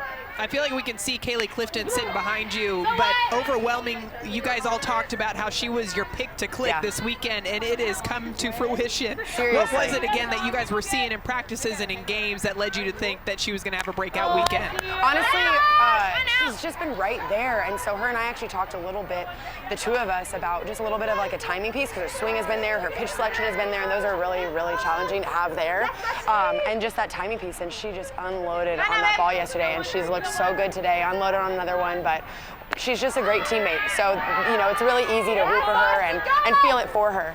And speaking of great teammates, it always seems to be that you're the person that everybody wants on their team because you bring so much positive energy every single day. What is it that just makes you smile every day coming to the ballpark? You guys, I love softball so much, and it's easy. Like, waking up here is easy. Getting into practice, it's all easy because I love it so much. It's the only thing that I want to be doing. And I'm with my best friends, Kaylee McCleney, Amanda Chidester, on the same ball field. These are some of my greatest friends ever. And I mean, there's nothing, Julie, I love me some Julie. There's nothing to complain about. It's the best life. I'm living the best life. And how awesome is it to be able to compete out here at the professional level and knowing that your dad is out in the stands, traveled all the way out to come and watch you compete? It makes me feel like a little kid again, you know. He's come as far and as close to wherever my games are, he goes and he makes it. And it means a lot, you know. I take a little glance at him when I go on deck, when I'm up to bat, and you know, all I need is a little, you know, Rick emphasis, and I feel good. I feel like I can do anything. All right, give me a sense of what's happening here. You got Haley McCleney batting. Okay. Haley swings to the first pitch, and that'll be an infield base hit, no doubt about it. You're going to hit your 5th in the lineup, so you're 4 away. What's your thought process in terms of when you kind of get locked in and get ready for your bat? You know, I start to think about it when I'm roughly in the hole, but truly, when I get on deck, that's when I feel like, I mean, I'm always watching the game, you know what I mean? So I'm seeing the pitcher, I'm watching what she's doing. When I get on deck and can really kind of feel it like I'm in the box, that's when I'm really starting to lock in and feel with my timing. We've been talking a lot about Aubrey Leach over the last couple of days. Yeah. Man, we saw her a couple of years ago, 2020. She was a part of Athletes Unlimited. Took a year off last year, and man, she's still elite at what she does. She's so good. You know what's so funny? Yesterday, Danielle Gibson said, Aubrey Leach is so good. How come more people aren't talking about her? And I would like scream it from the rooftops. How good. Look at it. She's going to be saved. I like that. Okay, I jinxed it. That was on me. That was me. I'll take it. But she still gets points. It's a +10 for a successful sacrifice. But she's so good. She's just like a silent assassin, you know? She's in there, you know, she's going to get the job done. And an awesome teammate, great head for the game. She's just the complete package. All right, well, you're now in the hole. Yes, I got to get ready. Right? So thank you for talking to us. Thank you. It's always a pleasure, my friends. See you, Sam.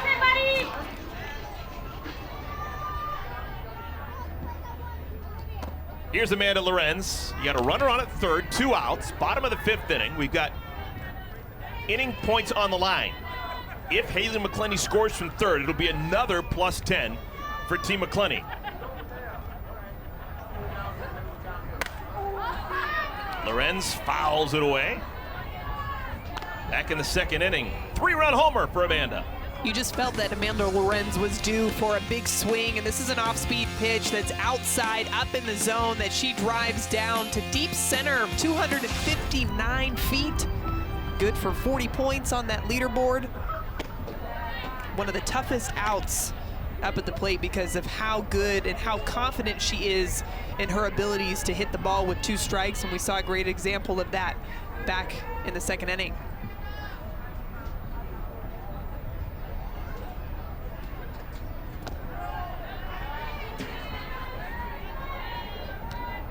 Three and 1. See how aggressive Lorenz will be here. Already a 9-run lead, but it sure would be nice to win an inning again. Just keep the foot on the neck of Team Chidester. No chance to even be aggressive. Pitch was well out of the strike zone. 5-pitch walk to Lorenz. That is a +8 for the walk. Shannon Rhodes. Amanda leads the league in walks by a wide margin. She's now walked 12 times on the season. It's a great eye up at the plate, and she earns those walks too. She's going up there, taking marginal pitches, fouling off some pitches, getting deep into counts. Again, another reason why it makes her such a tough out up at the plate. She did her job in this situation, get on base to give Shannon Rhodes an opportunity to continue her hot streak that she's had up at the plate as of late. Just seeing the ball so well, driving it all to all fields. Shannon Rhodes is now 7th on the leaderboard. 7th out of 60.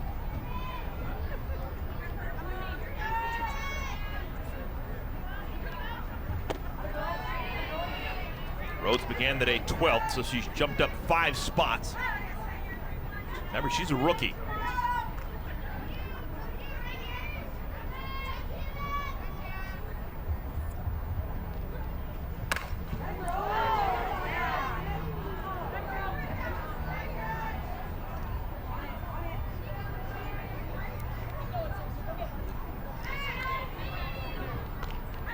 Pretty cool for Shannon Rhodes being a rookie and having Kaylee McCleney in the conversation for one of the best players in the world come down and saying something to make her smile.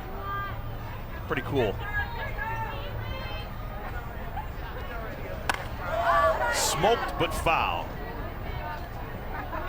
Obviously, you can relate with Shannon Rhodes. When you were a rookie National Pro Fast Pitch, you were with Kat Osterman and Caitlin Lowe and Natasha Watley and Andrea Duran and on and on and on. Kelly Kretschman, Gianna DeSalvatore.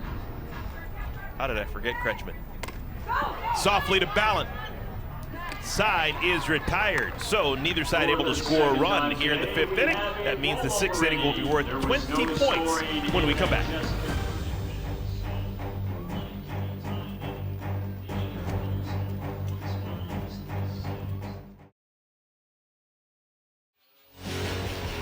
Time now for our Geico defensive play of the game. And of course, it's Aubrey Leach over at second base. She always seems to be wherever the ball is hit. This one actually deflected off of her first baseman over to her, practically in right field to make that play over at first base. She has been phenomenal offensively, defensively throughout this entire season, showing why she's one of the best second basemen out here. New pitcher to tell you about. Sidney Littlejohn Watkins replaces Mariah Masson. Zone goes to first 5, gave up 2 earned runs. She was impressive. There's Littlejohn Watkins, classic pitcher's build. And she's going to be a completely different look than what we saw out of Masson, because she's going to bring the velocity down right around 60 miles per hour, 60 to 61, but it's that elite movement on that curveball that she'll throw to both sides of the plate. You can just see how much that pitch breaks. But also, I've been impressed too watching her develop throughout this Athletes Unlimited season, seeing her try to work in more of a screwball just to change directions in which the pitches are coming in there.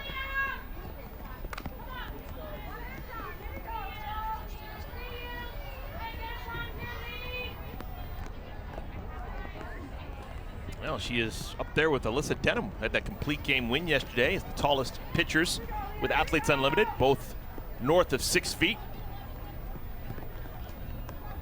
A little bit of rain coming down. Wonder if that affects someone who relies on throwing a curveball the way that she does. I think it's definitely going to affect it if the ball starts to get wet. I think we might see the pitcher starting to change the softballs out there more frequently to make sure they have a dry ball, and right there doesn't seem to affect Sidney Littlejohn Watkins at all. Her first time into this ball game, and she records her first strikeout in the first at-bat, a good-looking pitch that actually broke down in the zone too. So again, having pitches that move in several different directions is a huge key to success when you're going up against batters like Team Chidester. All right, I'm going to go out on a limb right now, just because I can. A double for Sidney Cheryl. One of the all-time elite doubles hitters in the history of Division I softball. Does not have one as a pro, but she's locked in today, already with 2 base hits. I feel it.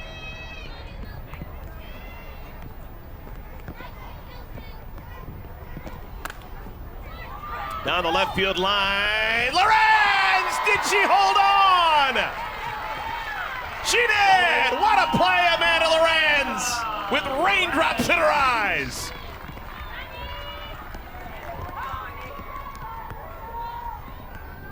Amanda Lorenz just showing off the range out in left field, having to go a long way for this ball, and it just kept tailing towards that fence in foul territory, but the diving effort, pitcher loves it, everybody loves it.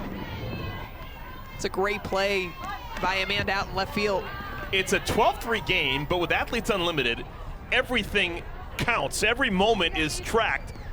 And this is a big inning. We got 20 points on the line. You see Littlejohn Watkins doesn't want to give up earned runs, and everyone's got skin in the game at every moment. And so even though it's a 9-run game, every moment matters.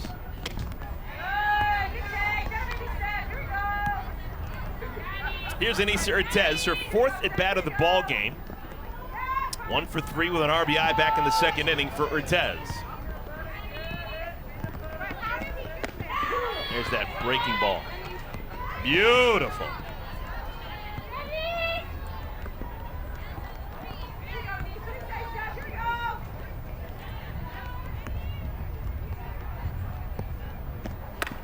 Right back to Little John Watkins.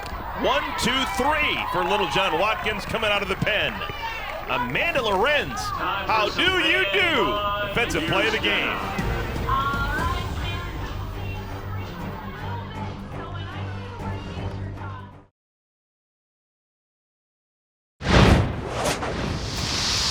I feel like whenever she does it, she hits it first pitch, her home runs. It's like she's like just all out on it, you know? Good! Oh! I want that. The emotion of Abby Ramirez. 3rd-year pro here with Athletes Unlimited. We've reached the bottom of the 6th inning. We've got 20 points on the line. Should Team McCleney score a run, everyone on Team McCleney will have won the 5th and the 6th inning. And they will have won every inning so far today. Looking for the clean sweep. Sam Fisher flips it foul. 0-2 to Fisher. Athletes Unlimited Softball on ESPN is brought to you by Geico. For bundling made easy, go to geico.com.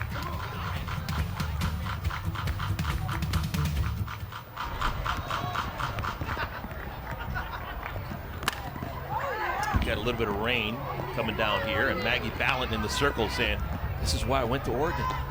I spent years at Oregon. This is exactly what I was doing, playing for the Ducks. I'm ready to go. Ballant played at Oregon and then transferred to San Diego State.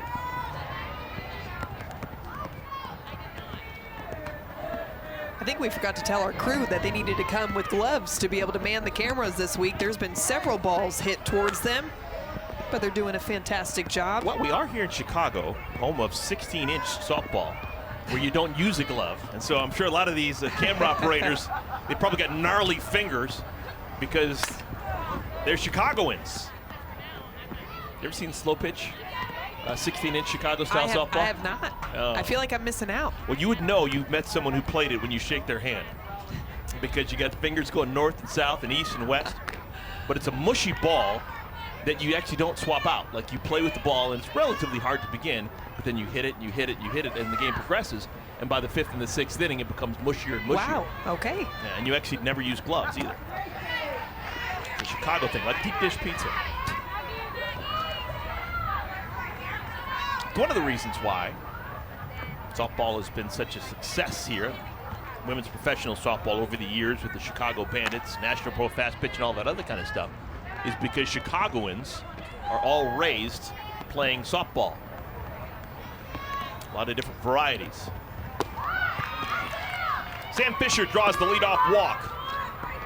The DP, number 46, Mia Davidson. Second time today that Fisher has been aboard. She doubled and now has that walk.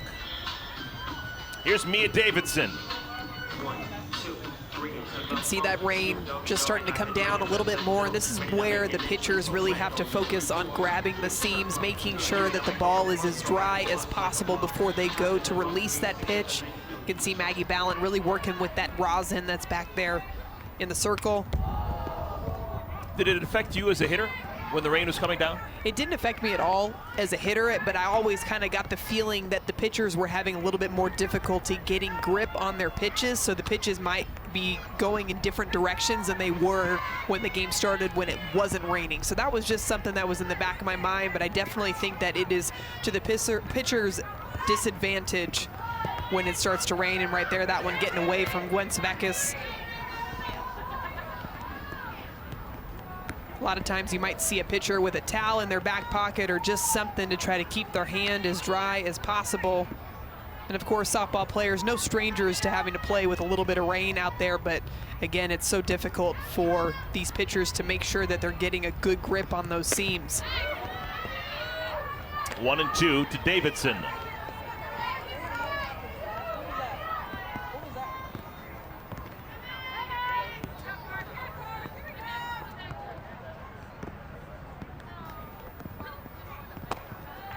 Beginning of the season, we were talking about the strength of Mia Davidson, opportunity to be possibly a Rookie of the Year candidate.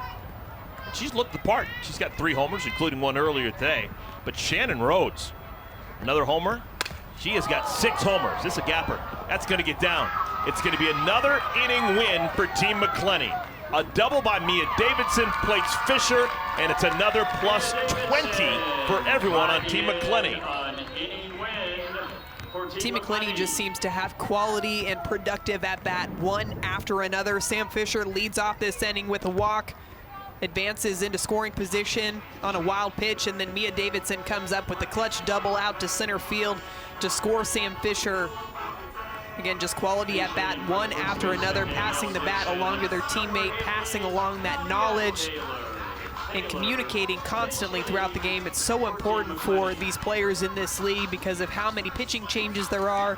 It's especially important for people coming off the bench like Nadia Taylor, who we're seeing here in this situation, pinch hitting, to know what her teammates have seen in their at-bats before she even steps up to the plate.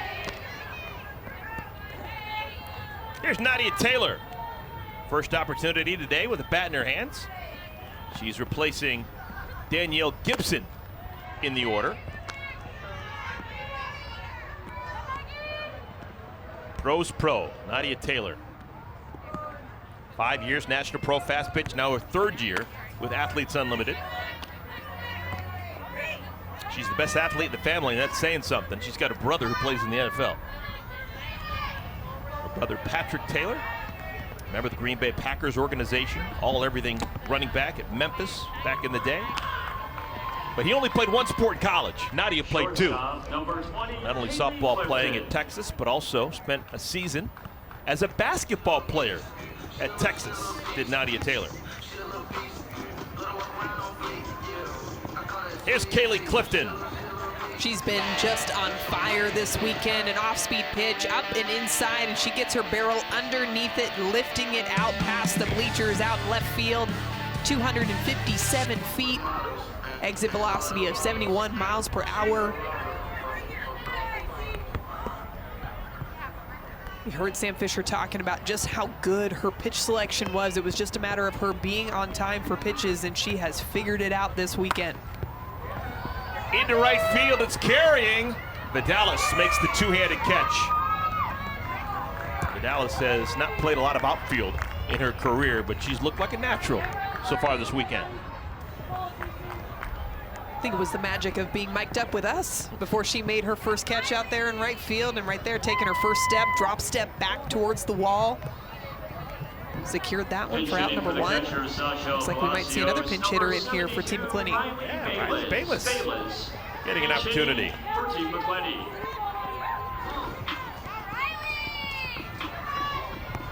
Bayless, native of Kansas City, Missouri.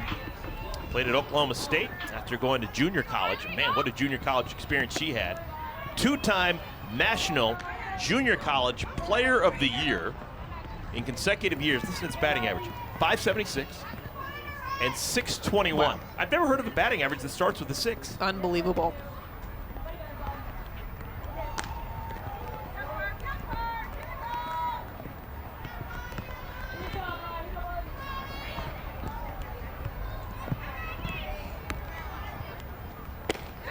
And Maggie Ballin better throw a strike because Bayless, even though she didn't play a lot, she's known for her eye. Actually led all of Division I softball back in 2017 in walks. 2017 walked 71 times. That's like a career. Did you walk 71 times in your 4 years in Tennessee? I probably did not, because I did not like to watch pitches go by. I swung at pretty much everything that came in there. I probably would have swung at that pitch way up, and, you know, I liked rise balls, so here we go. You can hear Kat Osterman somewhere in the stands yelling at me for swinging at a rise ball still. Runners on at the corners.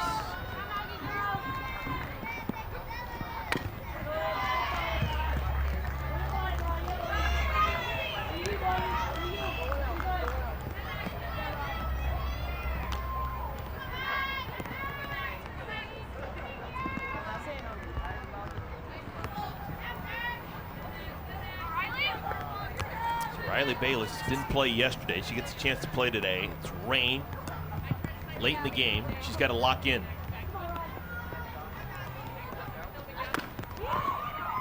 That is a fair ball. Nope, a foul ball. Home plate umpire puts up 2 hands. That was right on the line, but before it gets to third, it's the home plate umpire's call. Thought for a second off the bat this one was going to be a fair ball. Let's see where it bounces. Ooh, looks like it hits the line right there. And where did she field it after it hit the line? It hit the line and it bounced into foul territory. That's where Cheryl grabbed it. Yeah, it's hard to see from that view with the camera behind Sidney Cheryl, but either way, called a foul ball. 2 balls, 2 strikes. And Bayless has been as advertised. Good eye.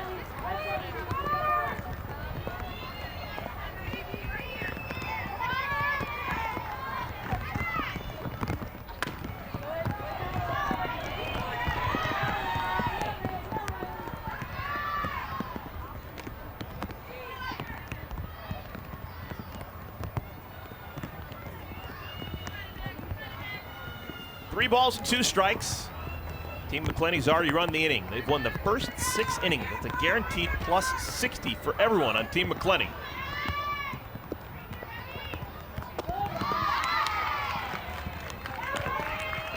Bayless works the walk to load the bases.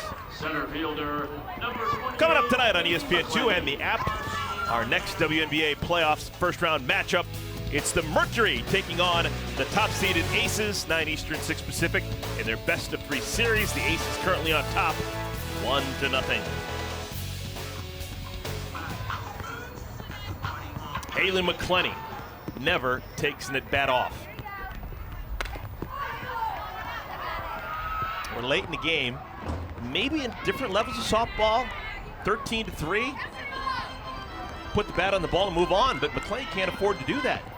She is currently atop the leaderboard, and she's widened the lead over Amanda Chidester, but you got to be greedy. A hit's worth an extra 10. If she hits a homer, it's an extra 40. She's playing for MVP votes.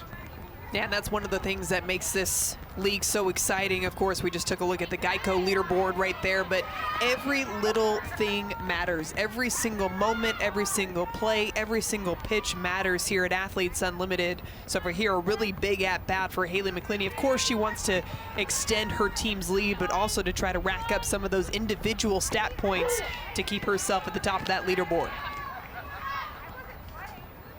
McCleney so far today, 2 for 4. It's about par for the course. She's a .463 batter. Leads the league in batting average.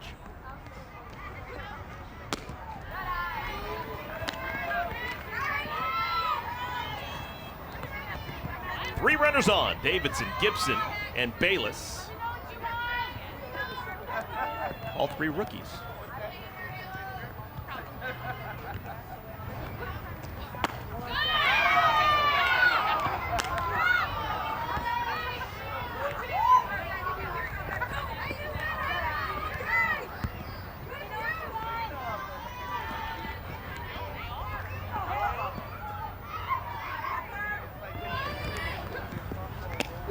Called strike 3.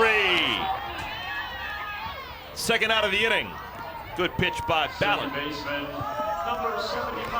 Haley McCleney doesn't like the call, but I think this is a really good location for this pitch, right at the knees. It looks like it's clipping the inside part of the strike zone. I like that spot, especially after going high and outside on the pitch before. You change things up, you change the eye level, bring that pitch inside, and get Haley McCleney looking with the bases loaded. Aubrey Leach has had a perfect day. 4 plate appearances, a single, a walk, a hit by pitch, and a successful sacrifice bunt.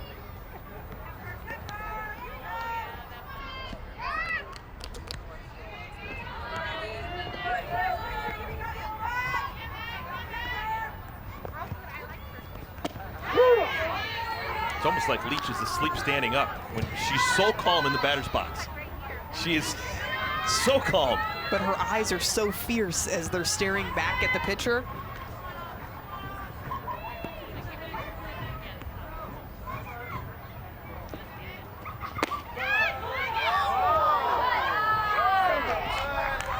2-2. You just watch the way that she constantly has her eyes right back at the pitcher. So focused, so still. Stays in the exact same spot the entire at-bat. Again, 3-2. Ballin hadn't made life easy here in the 6th inning. She's already walked 3. And now a 3-ball, 2-strike count. 2 outs. And she walks in a run. So that's a +8 for Leach with the walk. The left fielder, number 23, Amanda Lorenz. Aubrey Leach is having one of the most unique offensive days I've ever seen here at Athletes Unlimited. She's been aboard.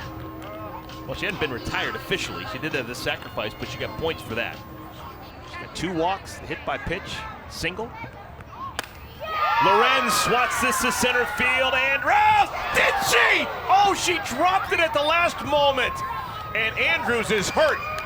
It's going to be a triple unloading the bases for Amanda Lorenz, and concern for Aaliyah Andrews right now.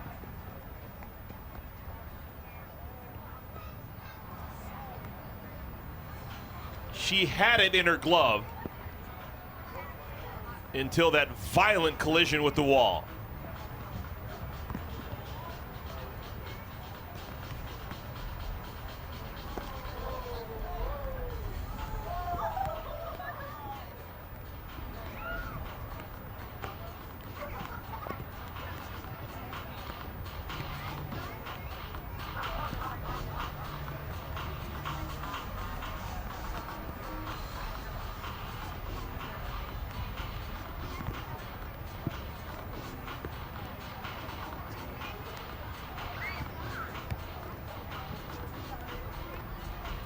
Andrews is being looked at, and while she is being tended to, we're going to step aside.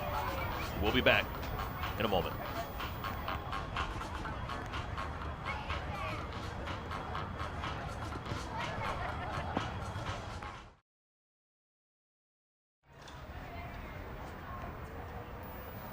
Aaliyah Andrews up and leaving the field after a violent collision with that center field wall. She's known for her defense and acrobatic defensive plays she's able to make. And this time the wall won. Almost looks like maybe her right arm, her throwing arm got jammed up into that fence. She gave it her best effort to try to catch that one. That was straight over her head, but not able to come up with it. And hopefully she's okay.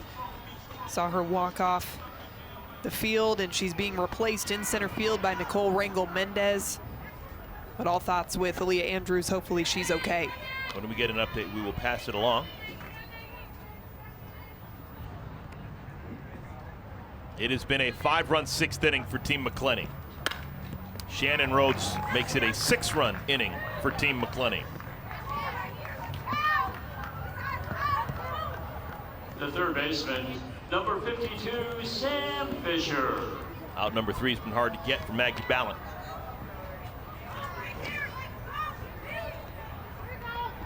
Sam Fisher bats for the 2nd time here in the 6th inning. Fisher walked and scored on the double by Mia Davidson. By design here with Athletes Unlimited, every player has to be relentless.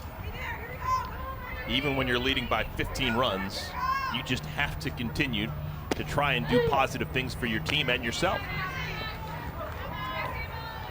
I think at some point, too, when you're in a game like this, you almost don't even think about the score of the game because there's still so many things that you can fight for individually and, of course, in the individual innings themselves. But every single one of these players is going up there not taking an at-bat off. They are going up there to hit the ball, put something in play, make something good happen so that they can jump up on that leaderboard. This may end the inning, but no one's at first. That was perfectly placed by Sam Fisher. Infield single. The DP, number 46. And a tough break there for Team Chidester, too. This one softly hit over to the right side, and you can see just how deep Amanda Chidester and Abby Ramirez are playing. Chidester has no choice but to come up and try to field that ball, but Abby Ramirez isn't able to get over to first base in time. to try to get that out at first.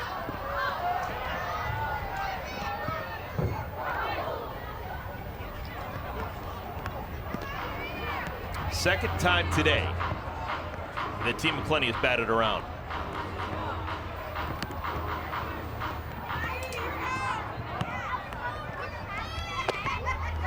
Team McCleney scored 7 times in the second inning, 2 times in the third, 3 times in the fourth, and now 6 times here in the sixth.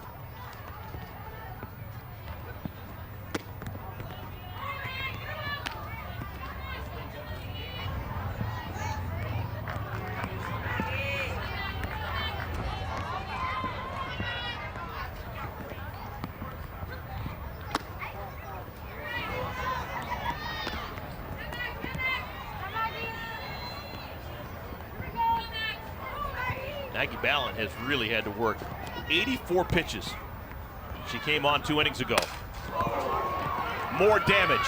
Davidson into the gap. That'll score 1. Fisher will stop at third.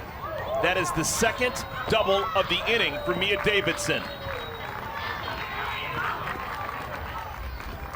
How many times can a hitter say that? 2 doubles in the same inning? But Mia Davidson, have yourself a day, have yourself an inning, driving that one opposite field, scoring some more runs for Team McCleney. Just been a tough outing out there for Maggie Ballin. It seems like a couple of the close pitches that she's thrown on the outside part of the plate haven't been called. This will end the inning, but not before major damage is done. The second 7-run inning of the ball game for Team McCleney. The 7th is next when we come back to Rosemont. Headed to the final inning of regulation. 10 points will be available in the 7th inning.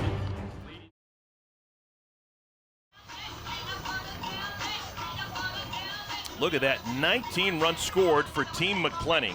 They score 7 runs in 2 innings, the 6th and the 2nd. They bat around twice in our ball game. Our Sunday night baseball game is the 5th annual MLB Little League Classic from Williamsport, Pennsylvania, historic Bowman Field, just 7 miles from where the kids are playing.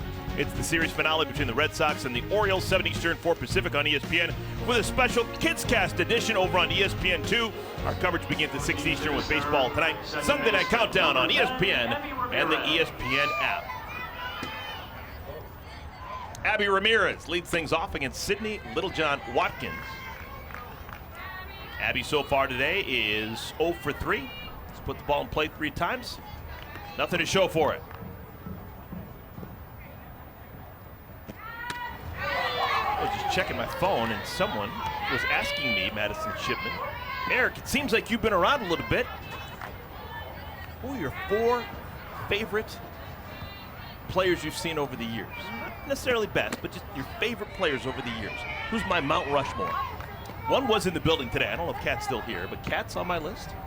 I've always had a special thing for Jenny Finch, because Finch, what she did for pro ball and here in Chicago. The original, first time in my life I ever heard the term GOAT was about Lisa Fernandez back in 2003, so she's always on my list. What she did between the white ball era and the orange ball, and the yellow ball era. And my 4th got a special spot in my heart for Kelly Kretschman. Kretschman, Finch, Kat Osterman, and Lisa Fernandez. Those are my top 4 women's professional fast pitch players. I really like that list, and I'm really glad you threw a hitter in there too. Thankfully, you know, holding it down for all the hitters out here, but that list is just incredible softball players, of course, but incredible human beings and what they've done to grow the game, to allow professional softball to be played out here. I think that's definitely a list that I would stand behind as well. And Amanda Chidester was in consideration as well.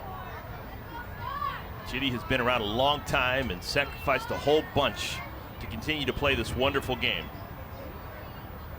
And it's been a joy to watch her all these seasons, playing professionally, playing internationally. Did her games that she was in college at Michigan. Good golly.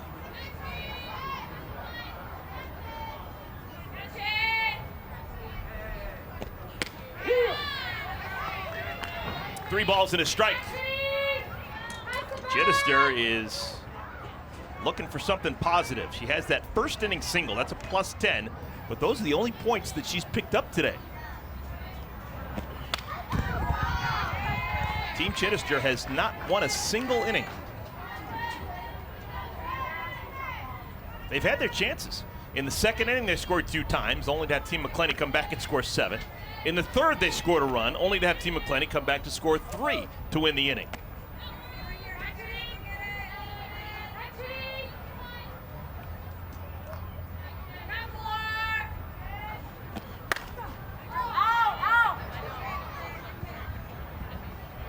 Once Amanda Chidester retires, who will be the biggest grunter in our game? She's always had that grunt, just giving it all every time she swings.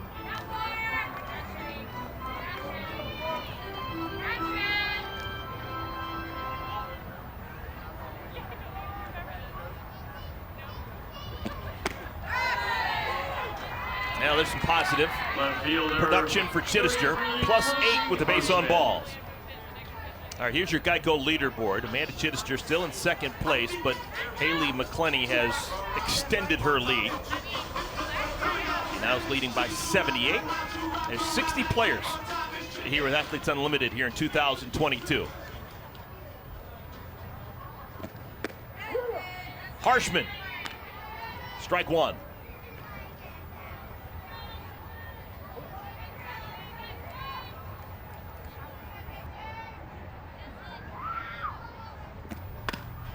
On the ground, Leach, smart play. That's a super smart play. If Team Chidester does not score a run here at the top of the 7th inning, it's going to be an inning win for Team McCleney, and they won't even have to bat. Well, and Leach moves so well to her left, too. You can see where she positions herself before the ball's put in play. She likes to hang out a little bit more up the middle because her reads are so good to that 3-4 hole. And there was able to get it quick enough to go ahead and get that lead runner out, which, of course, like you said, prevents a potential run from scoring, extending this ball game, and giving away those inning points. Here's Tory Vidalis batting against Little John Watkins. Always seems like a right-handed batter would have such a super hard time against Little John Watkins. High drive to left field. Will it be playable? Lorenz goes back, and it's gone. A homer for Tory Vidalis. A 2-run home run for TV Tory, her 4th homer of the year. And maybe an inning win for Team Chidester. We shall see. I think Tory heard you talking about how it would be really hard for the right-handed batters to hit against Sidney Littlejohn Watkins, and I think she took that personally. This is a backdoor curveball, and Tory just anticipates that the ball's going to end up more on the inside part of the plate, turns on it, and drives it over that left field wall. It didn't get over by much, but a home run nonetheless. Her team loves it because they know that they have a shot to win some of the ending points here in the 7th inning. That's a gut punch to Little John Watkins, too, because every earned run allowed is a -10. So that's a -20, one swing of the bat by Vidalis. So that means we're going to play a bottom of the 7th. And who's going to pitch for Team Chidester? Maggie Ballin has thrown close to 100 pitches. You see Carrie Eberly up in the pen.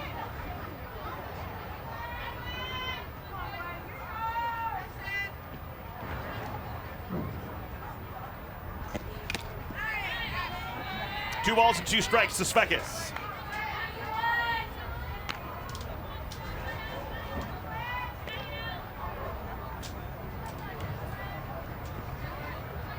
One of those days for Team Chidester.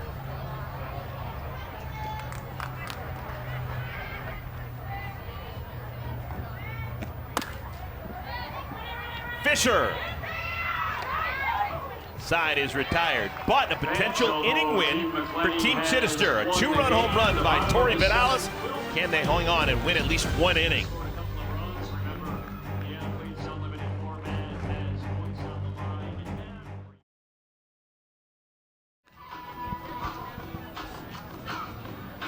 Welcome back, everyone.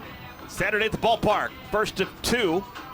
We're still awaiting our nightcap. We've got Team Jaquish and Team Mulipola, and both sides are in the facility getting ready. Don't miss your chance to see the excitement of Athletes Unlimited softball here in person in Rosemont. We still have Tonight, we've got 2 games tomorrow. We've got a full weekend next weekend. Tickets are available right now at auprosports.com/tickets. Leading off the bottom of the 7th. Gary Eberle will come back on and pitch this 7th inning, trying to protect a 2-run lead that was put on the board back in the 7th inning by the home run by Tory Vidalis. There's still 10 points on the line for both sides with a potential inning win. Gary Eberle was the starting pitcher. She pitched the first 2 innings. Kaylee Clifton takes called strike 1. And I think this is a good move here going back to Carrie Eberle because Maggie Ballin just couldn't find the strike zone. There were a couple of close calls that she wasn't getting on the outside part of the plate. So I like this move, change things up a little bit, bring in the drop ball pitcher, see if she can induce some ground ball outs to get your team at least a couple of inning win points here in the 7th.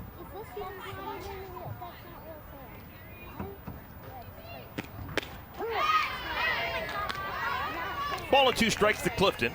As we speak right now, good old number 20, Kaylee Clifton leads all the players this weekend in points accrued. She's got 320 points already.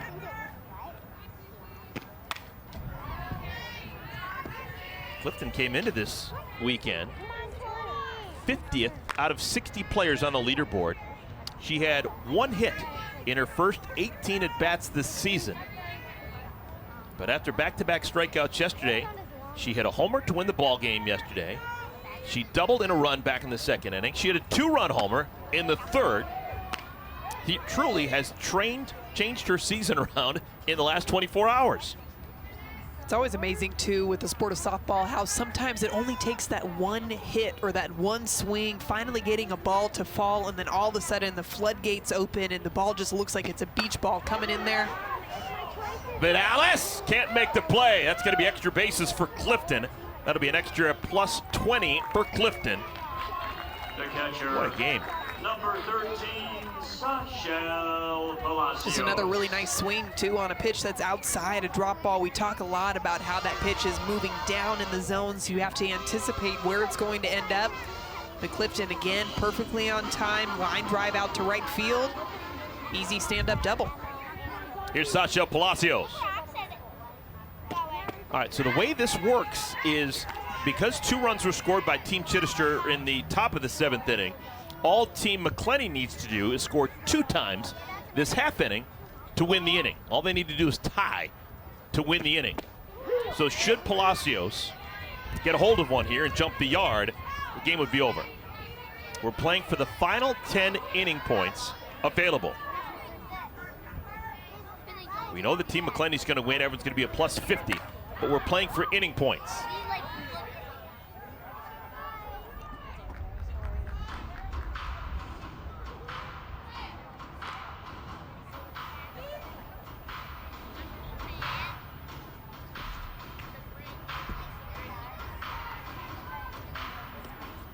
Now, Team Chidester, I can tell you who's going to be starting tomorrow for them. It's going to be Alyssa Denham. Absolutely. Alyssa Denham was dynamite yesterday. Complete game, 3-hitter, gave up 2 runs, 2 solo homers.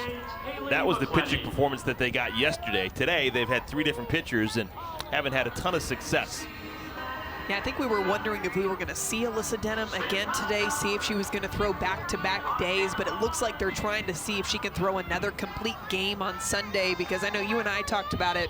If we saw her today, then she probably wasn't going to throw a complete game today or tomorrow if we were to see her, but it seems like them resting her today, saving her for tomorrow, maybe they're hoping that they can get another 5 to 7 innings out of her in tomorrow's ball game.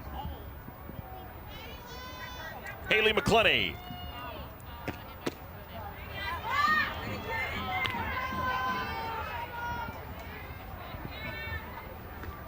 Updated Geico leaderboard.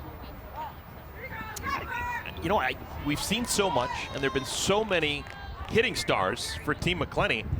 I don't have any idea how the MVP voting is going to shake down. It's so funny. We've been working together enough that I was just thinking the same thing. I was looking through my score sheet. Who would I vote for MVPs? And I definitely think that Kaylee Clifton, who we've got to look at over there, would be one that I would vote for MVP, just how consistent she's been across the board.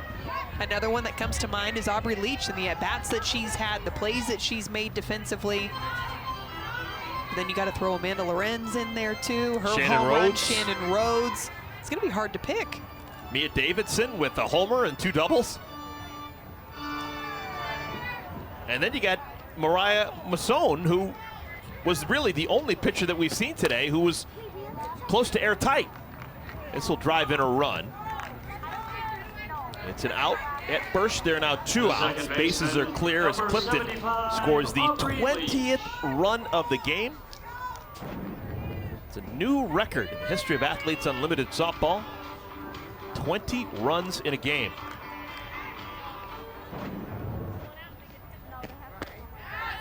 All right, Aubrey Leach has had points added to her total with every at-bat she's had today. 2 walks, a single, hit with a pitch, and laying down a sacrifice bunt, which is worth a +10.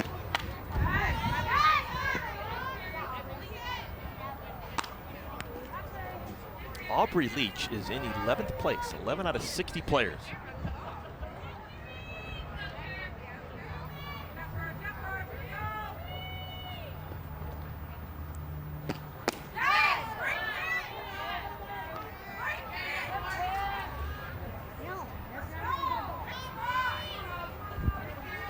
With this win, Team McCleney is going to go to 2-0 on the weekend. Won a pitcher's duel yesterday, 3-2 over Team Jaquish. And now a blowout slugfest.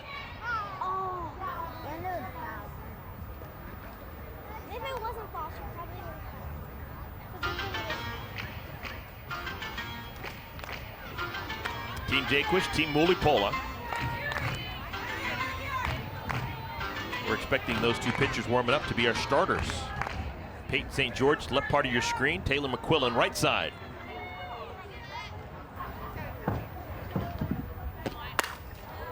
First time today that Aubrey Leach has been retired, and it ends our ball game. It's an inning win for Team Chidester. The only inning they win is the 7th, but it is going to be a massive day for Team McCleney.